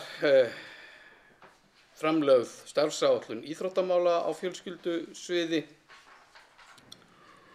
og við svona fögnum því auðvitað, það er bara mjög góð starfsáætlun í gangi og þarna sköpuðust umræður nauðsyn þess að upplýsingar einmitt þessar gjaldskrár sem eru hagstæðar fyrir íþróttaiðkun, þeim sé komið vel á framfæri, hvað er í þeim og hvernig við eigum að hvað möguleika fólk á. Og gjaldskrárnar eru svo þriðji liður sem voru samþykktar á fundinum og hafa komið nú þegar hér fyrir í fjárhagsáætlun. Fleira var það ekki gert á þessum fundi.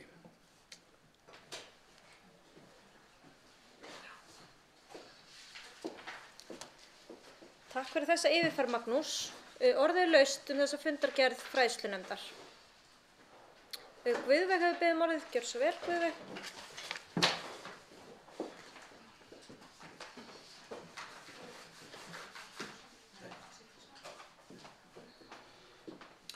Já, forseti og fundamenn, ég þakka formanni fræðslunefndar fyrir yfirferðina á fundargerðinni.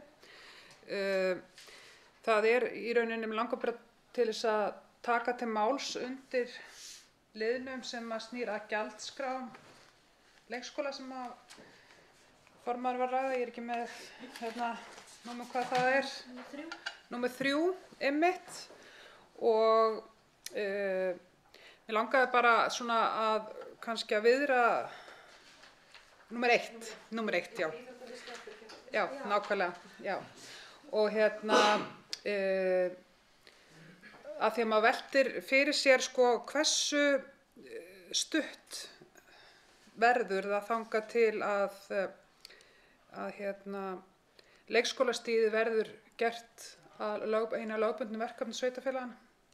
Ég held að það séu ekki mörg ár þangað til að það verður þannig og það bara að því við erum að þessum fundi að fjalla fjárhagsáætlun, þá held ég að það sé eitt af þeim verkefnum sem þurfum líka að leita til framtíðar að þetta skólastig mun færast alfarið yfir á sveitarfélögin.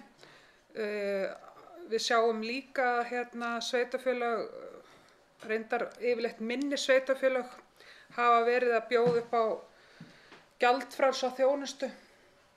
Þannig að mér langaði bara að viðra þetta svona inn í framtíðina, að þetta held ég eitt af því sem við þurfum að velta fyrir okkur og taka mið af inn í reksturinn til næstu ára. Ég veit að við verðum nú örugglega einhver sem verðum ekki næstu kjörtímabili, en þetta held ég stórt mál sem mun breyta ýmsu í varðandi fjárhagssveitarfélaganna í næstu komandi tíð. Takk fyrir.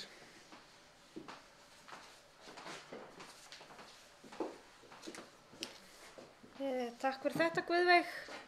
Eru fleiri sem vilja kveðja sér ljós? Finnbogi, gjörðu svo vel.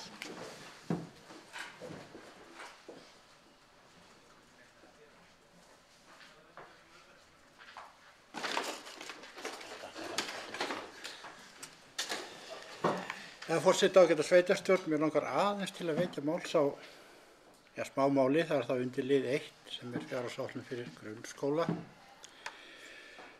Það nú áður búið að samþykkja hér breytingar á skólaakstri sem snúa þá að uppsveitum, að koma menntaskólabörnum niður í menntaskóla. En nú ég að hugsa vestursvæðið, þar eru nemendur grunnskólans að koma með skólabílum á morgnana og menntaskólanemendur hafa fengið að fljóta með í þeirri ferð. Og svo þurfa að bíða í 3 korter eftir að skólinn byrji. En það líður að því að þurfa að bjóða út þennan grunnskólaakstur. Það voru að gera það í vetur vegna þess að samningurinn að renna út eftir þetta skólaár. Og þá verður að gera ráð fyrir því að þessi nemendur geti verið í bílunum. Að bílinn sé ekki fullur þegar nemendurinn ætlar að koma inn. Það verður að gera það þannig að þeir eigi þessa leið til að komast í menntaskólann. Ég ætla bara að vekja athygli á þessu og vona að þið munið það síðar. Takk.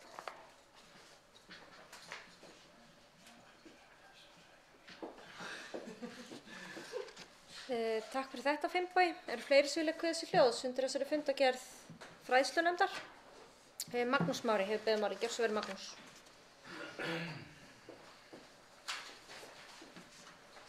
Já, þakka fyrir, forseti, ágæta sveitarstjórn. Ég bara stutt þessar vangaveltur sem hafa komið fram. Fyrst gjaldfrjálsan leikskóla. Það væri æri verkefni. Ég hugsa að þróunin gæti alveg leitt okkur þangað. En ég sé alveg fyrir mér samningaviðræðurnar við ríkið það væri stuð. Líka vegna þess að við vitum alveg, við fögnum fagnandi þessum breytingum sem að verða í rauninni í kjarasamningum sem að eiga bæta starfsskilyrði bæði grunnskólakennara og leikskólakennara, barna og allt. Við erum farin að horfa fram á það að kostnaður við nýbyggingar á skólahúsnæði eins og við horfum núna fram fyrir fer vaxandi. Það stöðugt gerð meiri krafa fleiri fermetra, betri mönnun og svo framvegis. Þannig að ég algjörlega til í þessa umræðu en það verður flókið að koma því þannig við öðru sér heldur en það sé bara full fjármagnað eitthvað sneginn af ríkinu. Þá kemur bara miklu stærri og flóknari málum sem eru, bara eins og tekjugrunnur sveitarfélagana í jöfnunarsjóður og allt það. Örstutt skólaaksturinn, það er rétt, við erum að fara í útboð. Það erum búin að hafin vinna við að koma með hugmyndir að skiptingu á svæðum sem eru núna fyrir skólaráðum meðal annars. Og ég tek þessari bara áskorun fagnandi. Við þurfum að passa að þetta sé í lagi.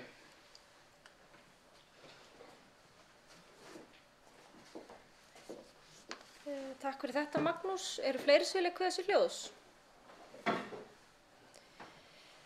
Svo virðist ekki vera, þá telst þessi fundargerð fræðslunefndar framlögð. Þá erum við komin að dagskrárlið 24 og það er fundargerð velferðarnefndar Borgarbyggðar frá fundi nefndarinnar nr. 121 og ætlar Silja Eyrún Steingrímsdóttir formaður velferðarnefndar að fylgja henni stuttlega á hlaði. Gjörðu svo vel, Silja.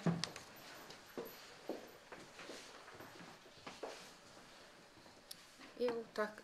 Forseti, fundamenn og aðrir gestir. Fundur númer 121 hjá velferðarnefnd var haldinn 29. nóvember síðastliðinn og var hann í alveg heilum 8 liðum. Fyrsti liðurinn þá kom Björn Bjarki, framkvæmdastjóri Brákarhlíðar í heimsókn til okkar og fór yfir 2 mál með okkur. Annað máli var erindi frá Brákarhlíð vegna akstursþjónustu við íbúa Brákarhlíðar. En hann lagði fram beiðni að gert væri formlegt samkomulag milli Borgarbyggðar og Brákarhlíðar þjónustu við íbúa Brákarhlíðar sem þurfa á sérútbúnum bíl að halda. Félagsmálastjóra, sveitarstjóra var haldið áfram að vinna málinu með Bjarka og ég trúi ekki öðru en að þau lendi því bara mjög vel. Seinni liðurinn sem hann kom líka og kynnti fyrir okkur var vinna starfshóp SSVAF velferðarmál og öldrunarmál og hann fór yfir vinnu hópsins sem snýr að hugmyndum samþættingu þjónustu heilbrigðisstofnunar og sveitarfélagsins og til dæmis hafa verið haldin mjög mörg, allan nokkur námskeið á vegum símenntunar, sem hafa verið fyrir starfsfólki í öldrunarmálum og velferðarnefnd vill endilega nota tækifæri og hvetja starfsfólk sveitarfélagsins sem starfar í öldrunarmálum að nýta sér þessi námskeið sem hafa verið í boði. En einnig kynnti Bjarki svona lauslega fyrir okkur velferðarstefnu Vesturlands sem var bara mjög áhugavert. Annar liður var trúnaðarbók og ekkert farið meira ofan í hana. Þriðji liður fjallaði öldruna dósamóttöku sem er eftirlitsskýrsla frá Heilbrigðiseftirliti Vesturlands og var verið að taka út núverandi staðsetningu á dósamóttöku sem á Borgarbraut 55 og eftirlitsskýrslan innihélt engar athugasemdir og engin frávik sem voru skráð. Þannig það verður bara spennandi að fá það til okkar næst þegar við erum komin á nýjan stað og láta taka út þar fyrir okkur líka. Fjórði liður sneri öldrun og húsnæðismál en eins og kom í ljós á síðasta sveitarstjórnarfundi þá er búið að leysa það vandamál núna sem betur fer. Það stendur til að aldan fari upp á Sólbakka 4 og verið að fara að standsetja og gera húsnæði þannig að það henti starfseminni sem allra best. Það var haldið kynningafundur 25. nóvember fyrir starfsmenn öldrunar og aðstandandi þeirra vegna þessar breytinga og það var bara mjög góður og upplýsandi fundur og áttu við mjög gott spjall við þá sem mættu á þann fund og var bara virkilega gott að eiga þann fund. En við getum náttúrulega alveg verið svo sem sammála það að drauma staðsetning á þessu húsnæði sé kannski ekki alveg upp á Sólbakka en húsnæði sem slíkt hentar mjög vel og ég veit að þau eru bara spennt að flytja. 5. liður var svo félagslegt leiguhúsnæði en við ákváðum að fresta því þar til á næsta fundi. 7. liður var svo gjaldskrá félagsþjónustu sem við samþykktum áðan og má alveg segja að sumar af þessum gjaldskrám voru kannski leiðréttingar á gjaldskrám því að þær höfðu ekki alveg fylgt eftir eins og þurft hefði í gegnum tíðina. 7. liður var Bjarki sem ég var búin að segja frá áðan og svo 8. liður var fjárhagsáætlun félagsþjónustu var lögð fram tilkynningar og fleira var ekki gert á þessum fundi. Takk. Takk fyrir þetta Silja. Orðið er laust þessa fundargerð velferðarnefndar. Það er enginn sem kveður sér hljóðs og telst því fundargerðin framlögð. Þá erum við komin að fundargerð skipulags- og byggingarnefndar Borgarbyggðar frá fundi nefndarinnar númer 31 og ætla Guðmundur Freyr, formaður nefndarinnar, að fylgja nú hlaði.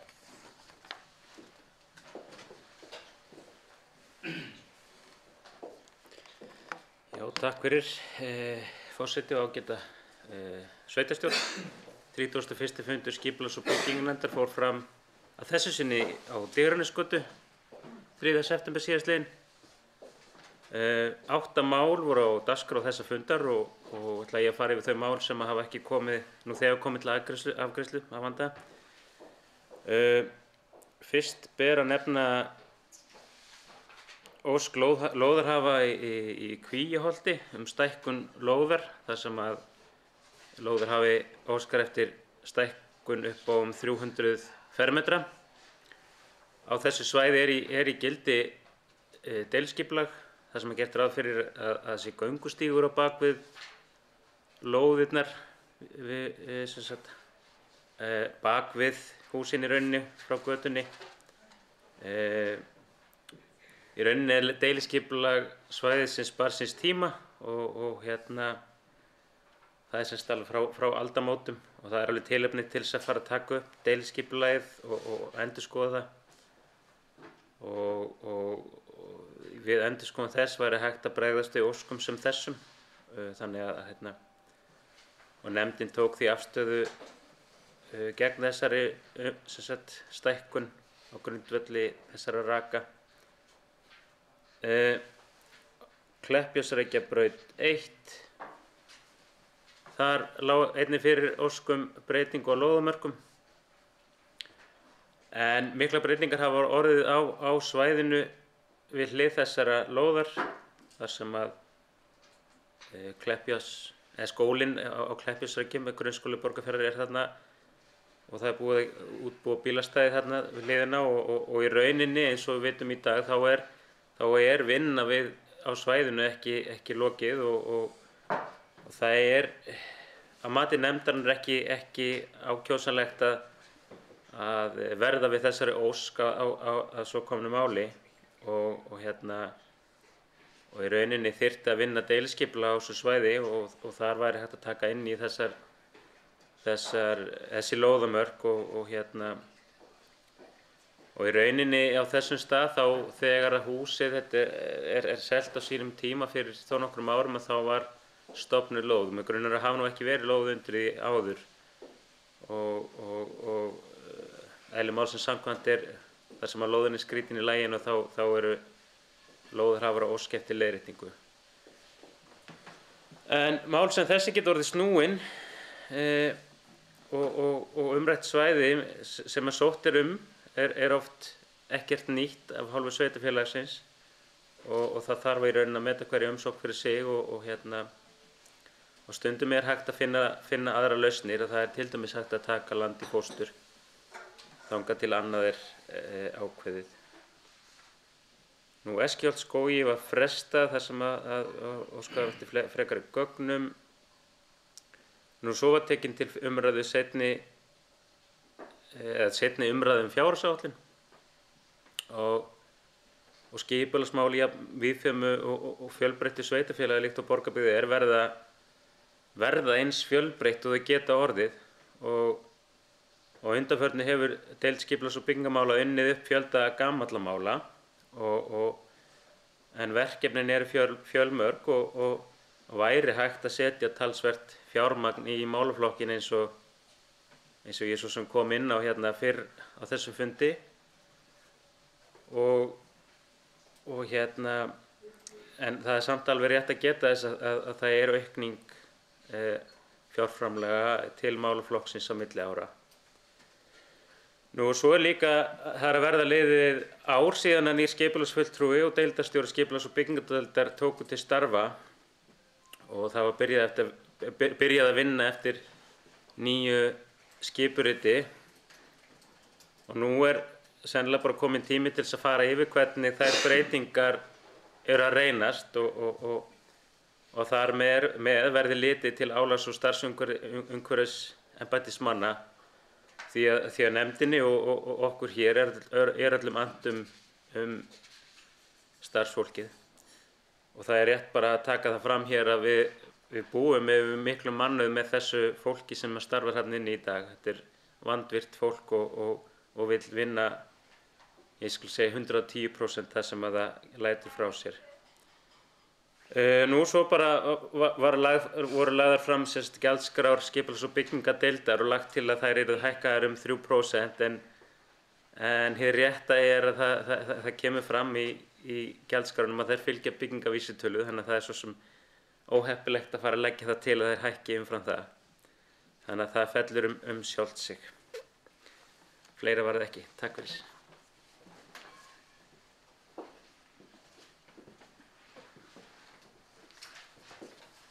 Takk fyrir þetta Guðmundur Freyr. Orðið er laust þessa fundargerð skipulags- og byggingarnefndar. Það er enginn sem kveður sér hljóðs og telst í fundargerðin fram lögð. Þá erum við komin að dagskrárlið 26 sem er fundargerð atvinnu-, markaðs- og menningarmálanefndar frá fundi þeirra nefndar nr. 30. Það er fundargerð í 5 liðum og ætla Magnús Smári Snorrason að fylgja henni stuttlega úr hlaði. Gjörðu svo vel, Magnús.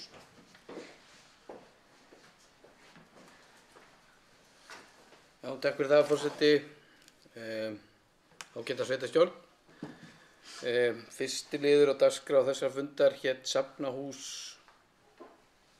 Sólbakka 15 munageymsla. Þannig að á 579. fundi byggðarráðs sem var haldinn 18. nóvember var byggðarráð upplýst að þakið á Sólbakka 13-15 læki og söfnunir í safngeymslu Safnahús Borgarfjarðar væru í hættu. Og þar var málinu náttúrulega harmað eins og gengur og var svona reynt að koma þeim skilaboðum til skila þess að þurfti að koma í tímabundið skjól. Ég veit að það var brugðist við með því að bara hlífa þessu þar sem það er, en við þurftum að þetta þarf að gera meira. Og byggðarráð vísaði málinu til nefndarinnar, atvinnu-, markaðs- og menningarmálanefndar, og ætlaðist til að það yrði fundin framtíðarlausn fyrir safngeymslur og eins með nýting á húsnæði Safnahússins.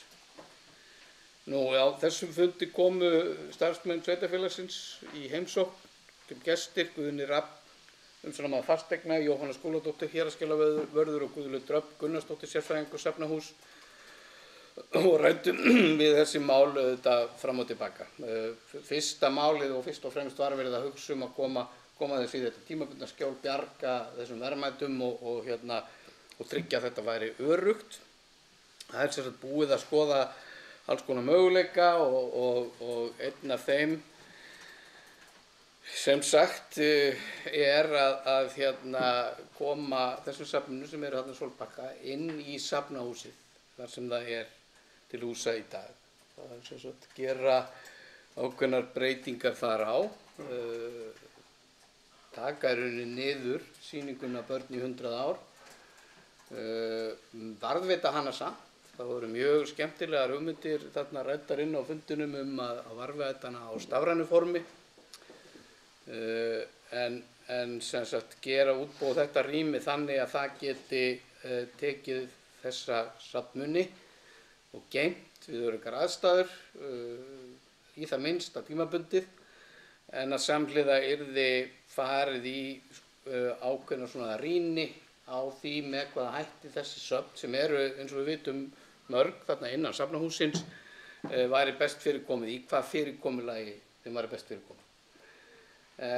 Það var jafnframt talað það að þetta snýst ekki að pakka öllu saman, heldur yrði baðstofan áfram, en yrði leyft að halda sér sem nú sennilega svona eitt mesta aðdráttaraflið þarna í þessu og fuglasýningin einnig, en sem sagt nefndin í rauninni leggur það til við byggðarráð að þetta verði gert sem fyrstu skref og að það verði farið í greiningu á framtíðarfyrirkomulagi starfsemi safnanna og Safnahússins, en það var svo sem ekki til neitt nákvæmt kostnaðarmat fyrir þetta. Það er svona gróf áætlun hvað þyrfti að gera fyrir Safnahúsið til að geta koma mununum þar inn til að bjarga þeim, en svo þarf líka bara áætla kostnað við það að fara í þessa greiningu. Og því erum við að vona að byggðarráð taki afstöðu til þess með hvað hætti það væri hægt að gera og hvaða fjármunir væri hægt að áætla í það. Þá er það hér annar liður, samstarfssamningar hátíðar í Borgarbyggð sem var fjallað áðan, þar sem við tókum það fyrir og samþykktum þær breytingar eða í rauninni reglurnar sem eru verið að samþykkja. Það sama er með lið 3 upplýsingamiðstöð í Ljómalind, þar var verið að við erum búin að fjalla það fyrr á þessum fundi, en hér í 4. liður, það er samstarfsaðild Markaðsstofu Vesturlands. En við erum þar auðvitað aðilar og greiðum ákveðið gjald til þess að svona vera þáttakendur í samstarfi við þau. Við leggjum til að því verði haldið áfram, en það var svolítið umræður það að við þurfum kannski svolítið að bara efla samtalið þarna á milli og vita svolítið kannski vel hvaða samstarf eigi að vera og með hvaða hætti. Það er örugglega eitthvað sem má skoða, og svo er það 5. liður jólin bíðað inn í Borgarbyggð og það ég sá það nú bara á Facebook áðan að það er farið á stað þetta átak sem nefndin hefur lagt upp með að kynna vel í rauninni þjónustu og vöru úrval í sveitarfélaginu, hvetja okkur sjálf og aðra gesti til þess að koma í Borgarbyggð og versla og njóta á aðvendunni, þannig að við vorum svona að fela samskiptastjóra að fara á stað í smá átak og ég sé það koma á stað og þetta er auðvitað bara mjög jákvætt. Við vitum alveg að við ætluðum að vera með meira jólahúllum hæ en það hefur svona eins og við slegið á puttan okkar með það en þetta er allavega eitthvað sem við eigum að geta verið ánægð með og hvetja bæði okkur og gesti okkar til þess að koma og njóta.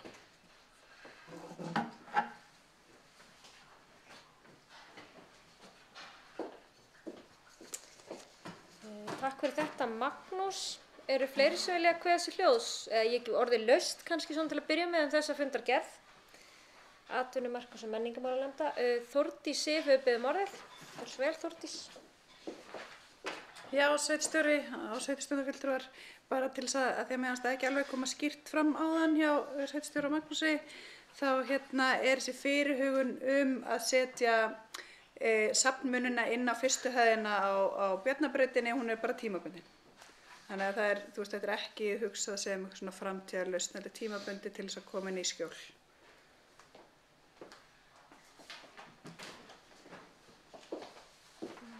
Takk fyrir þetta, Þórdís. Eru fleiri sem vilja kveðja sig hljóðs? Guðveig hefur beðið orðið. Gjörðu svo vel, Guðveig.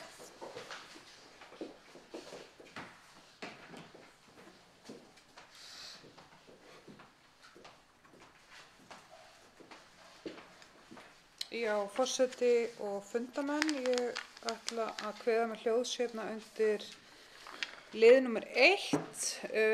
Mér langaði bara að forvitnast hvernig byggðar að sæi fyrir sér að taka inn þessa tillögu atvinnu-, markaðs- og menningarmálanefndar lítur að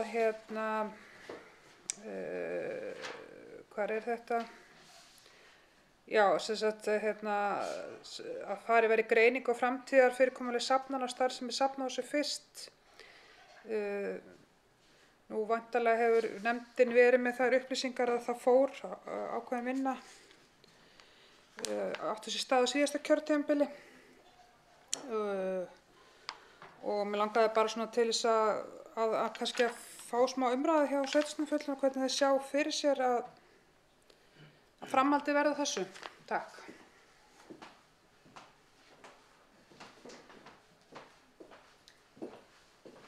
Takk fyrir þetta, Guðveig. Forseti gefur orðið laust og Þórdís Sif hefur beðið orðið. Gjörðu svo vel. Já, forseti og sveitarstjórnarfulltrúar.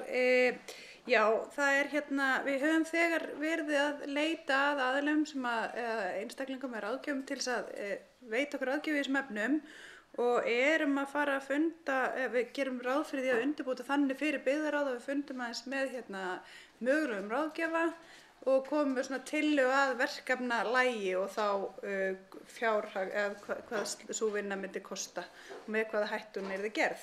Það er rétt, það hefur náttúrulega verið gerð skýrsla og ég held að það sé rétt að við skoðum þær skýrslur og þær greinagerðir og greiningar sem hafa verið gerðar hingað til og metum þær hvaða atriði er það í þeim sem við teljum eitthvað sem við viljum halda áfram með og ég held að þetta sé verkefni sem að bæði við sem starfsmenn, ég og samskiptastjóri og sveitarstjórnarfulltrúar og nefndamenn í atvinnu-, markaðs- og menningarmálanefnd ætlum að taka fullan þátt í því þetta er náttúrulega, ef við ætlum að það þarf náttúrulega að taka ákvörðun þarna í þessu ferli hvort það er verið að fara að gera mikla breytingar eða bara eitthvað svona rétt svo bara að hafa þetta í svipuðu fari og það er núna. Þannig að það er mjög mikilvægt að við séum komum öll að borðinu með einhverjum hætti að mínu mati.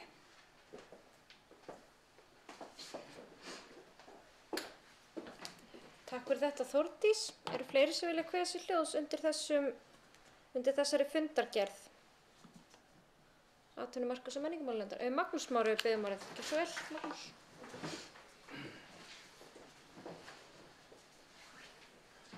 Já, forseti og ágæta sveitarstjórn aðeins varðandi þessa fyrirspurn Guðveigar vinnulagið í þessu.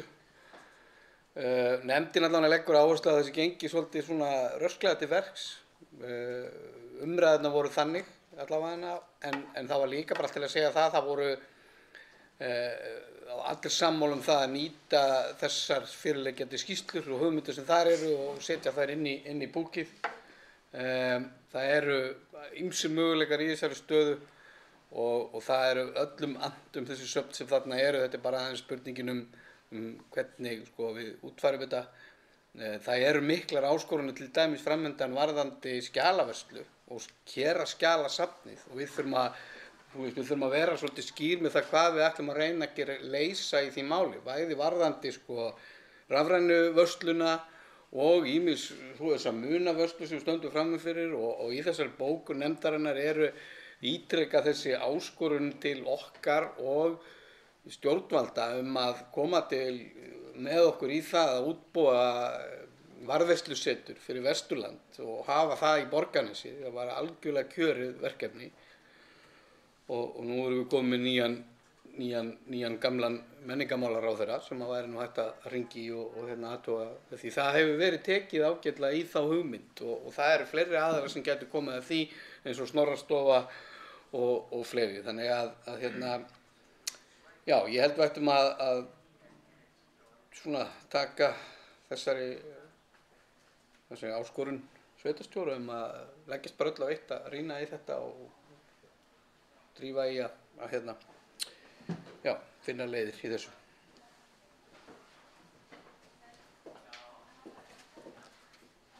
Takk fyrir þetta, Magnús. Eru fleiri sem vilja kveða þessu hljóðs undir þessum lið? Svo virðist ekki vera og telst þá fundargerð atvinnumarkaðs- og menningarmálanefndar framlögð. Þá erum við komin að 27. lið á dagskrá en þar er að ræða 27. og 28. liður eru 2 fundargerðir fjallskilanefndar þveráréttar og forseti ætlar að leggja þær 2 fram saman frá fundum nefndarinnar númer 61 og 62 og orðið er gefið laust þessar 2 fundargerðir. Það er Davíð Sigurðsson hefur beðið orðið. Gjörðu svo vel, Davíð.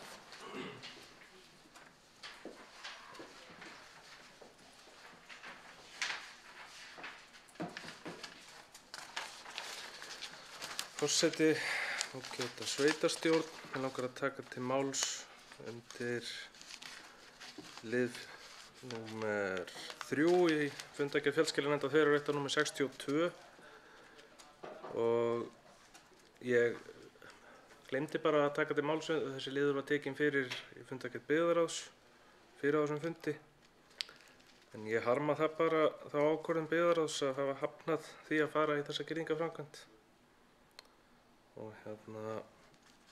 myndi gjarnan vilja fá eitthvað frekari rökstuðning fyrir þeirri ákvörðun. Takk.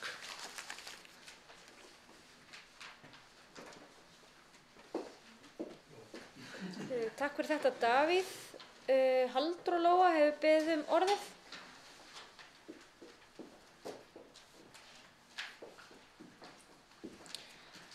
Já, takk fyrir þetta, forseti.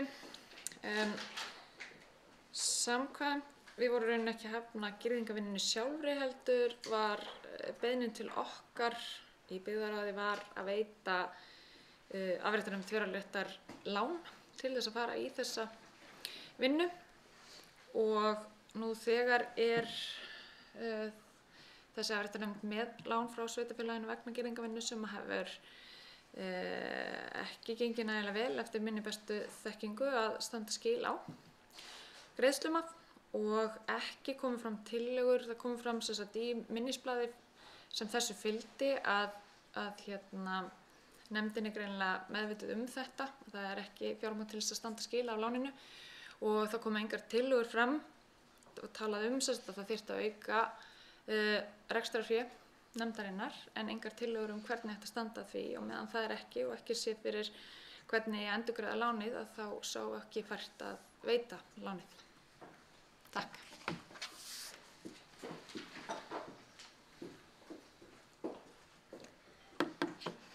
Takk fyrir þetta, Halldóra. Finnbogi Leifsson hefur beðið orðið. Gjörðu svo vel, Finnbogi.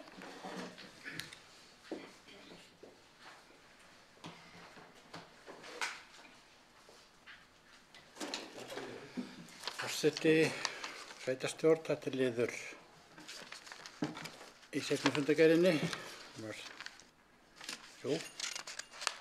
Varðandi þessa girðingu kemur þetta er hluti af stærra samhengi. Þarna er gat, ef ég sé þetta rétt fyrir mér, það er girðing, þessi kafli er ónýtur, sem þýðir það að hinar girðingarnir eru svo smónda líka vegna þess að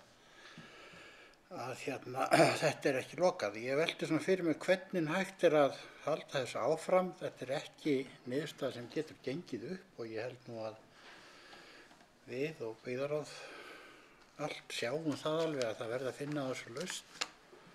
Auðvitað hefur fjarskilnefndin þann möguleika að rukka uppræstarhafana, hún er heimild samkvæmt lögum til þess að bæta bökkum á þá aðila.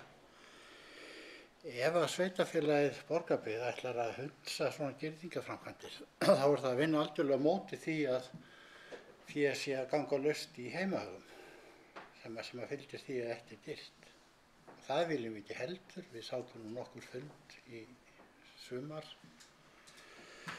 varðandi ágang sauðfjár á ákveðnu landsvæði. Ég held að það hafi svo sem engan tilgang að ég sé að leggja það til hérna að byggðarráð taki þetta mál upp aftur, en ég held ég verða að hugsa þetta upp á nýtt og jafnvel að ræða við fulltrúa eða formann þessarar fjarskilnefndar. Þarna kemur líka einnig fram í lið 4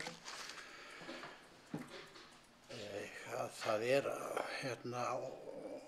ekki gott ástand á réttinni, þverárrétt. Ég man nú ekki hvað nú gömul, hún er sennilega rúmlega 60 ára gömul. Og þó svo að það sé alltaf verið að tala um að jafna þessa B-hlutasjóði, að þá kemur það samt fram í lögum að sveitarfélaginu ber að sjá til þess að það séu fjárréttindi til staðar í nothæfu ástandi, bara samkvæmt lögum. Þannig að það er ekkert heimilt að rukka einhvern það að mínum að. En þið verðið að gera í þessu. Takk.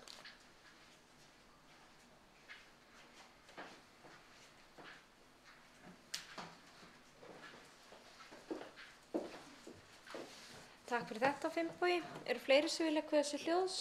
Halldóra Lóa hefur beðið um orðið. Gjörðu svo vel, Halldóra.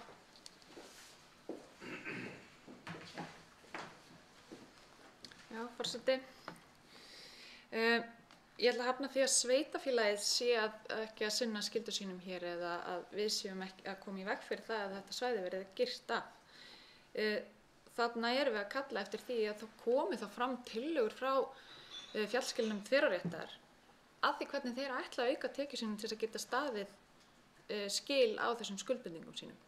Við verðum, ef við eigum að standa fyrir ábyrgri stjórnsýslu og rekstri sveitarfélagsins, þá er þetta hluti af B-hlutastarfseminni sem er ekki sjálfbær eins og staðan er í dag, einn af 2 flokkum sem eftir eru, og við erum ekki að gera neinum greina með því að velta þessu áfram. Kannski þarf bara að skoða þessi mál í aðeins stærra samhengi heilt yfir. Það er fjallskilamál heilt yfir. Og ég veit að það yrði alveg efni í annan mjög góðan og stóran fund, en ég held samt sem áður, og ég hef alveg rætt það við aðila í þessu sveitarfélagi, að það þurfi, sauðfé hefur fækkað gríðarlega í sveitarfélaginu. Öllu. Og að sjálfsögðu stendur þessi rekstur ekki undir sér á meðan það fækkar bara fækkar. Og kannski þurfum við bara að horfa aðeins heildstætt á þetta vandamál líka, því að þetta er ekki einsdæmi í þessari fjallskilnefnd. Þetta er vandamál af miklu stærri toga og ég myndi fagna því að við myndum setjast yfir þetta og reyna að skoða þetta með þessum nefndum. Takk.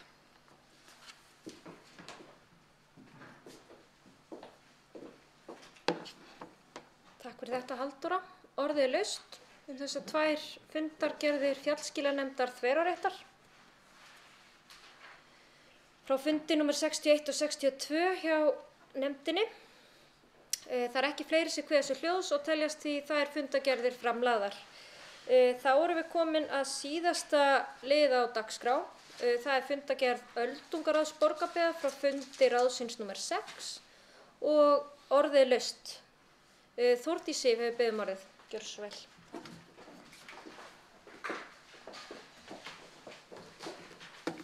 Já, forseti, sveitarstjórnarfulltrúar. Ég mætti á þennan fund þar sem að það hefði fyrir því að sveitarstjóri mæti á þennan desemberfund eða nóvemberfund Öldungaráðs og fari svona yfir þær tillögur sem liggja frammi í fjárhagsáætlunum. Það var virkilega gaman að fara að hitta þennan hóp fullt af gröftu fólki sem ber hag sveitafélagsins í brjósti.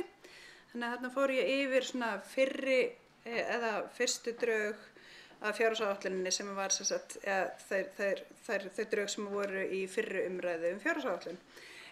Þetta voru ágætis umræður og við ræddum líka svona gjaldskrárbreytingar, þannig að það var ýmislegt sem kom þarna fram.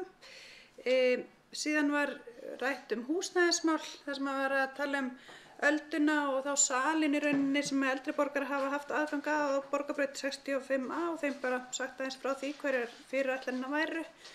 Svo sé ég í 3. lið fundargerðarinnar að þar kemur fram að ókeypis sé sund og íþróttahús fyrir eldri borgara sem að hálfu hluta rétt, en það allavega ókeypis sé sund og íþróttahús fyrir eldri borgara með lögheimili í Borgarbyggð.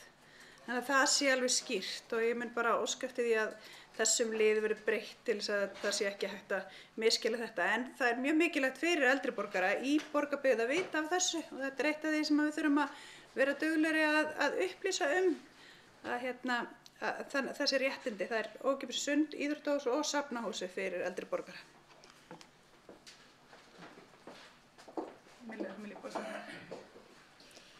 Takk fyrir þetta Þórdís. Orðið aftur laust þessa fundargerð. Það enginn sem kveður sig hljós og telst því fundargerð Öldungaráðs Borgarbyggðar frá fundi ráðsins nr. 6 framlögð. En kæru fundamenn, þá dagskrá fundar tæmd og forseti þakkar starfsmönnum fyrir sitt framlag, sveitarstjórnarfulltrúum fundarsettuna og góðar og málefnalegar umræður, áheyrendum fyrir gott hljóð og segir þessu fundi slitið.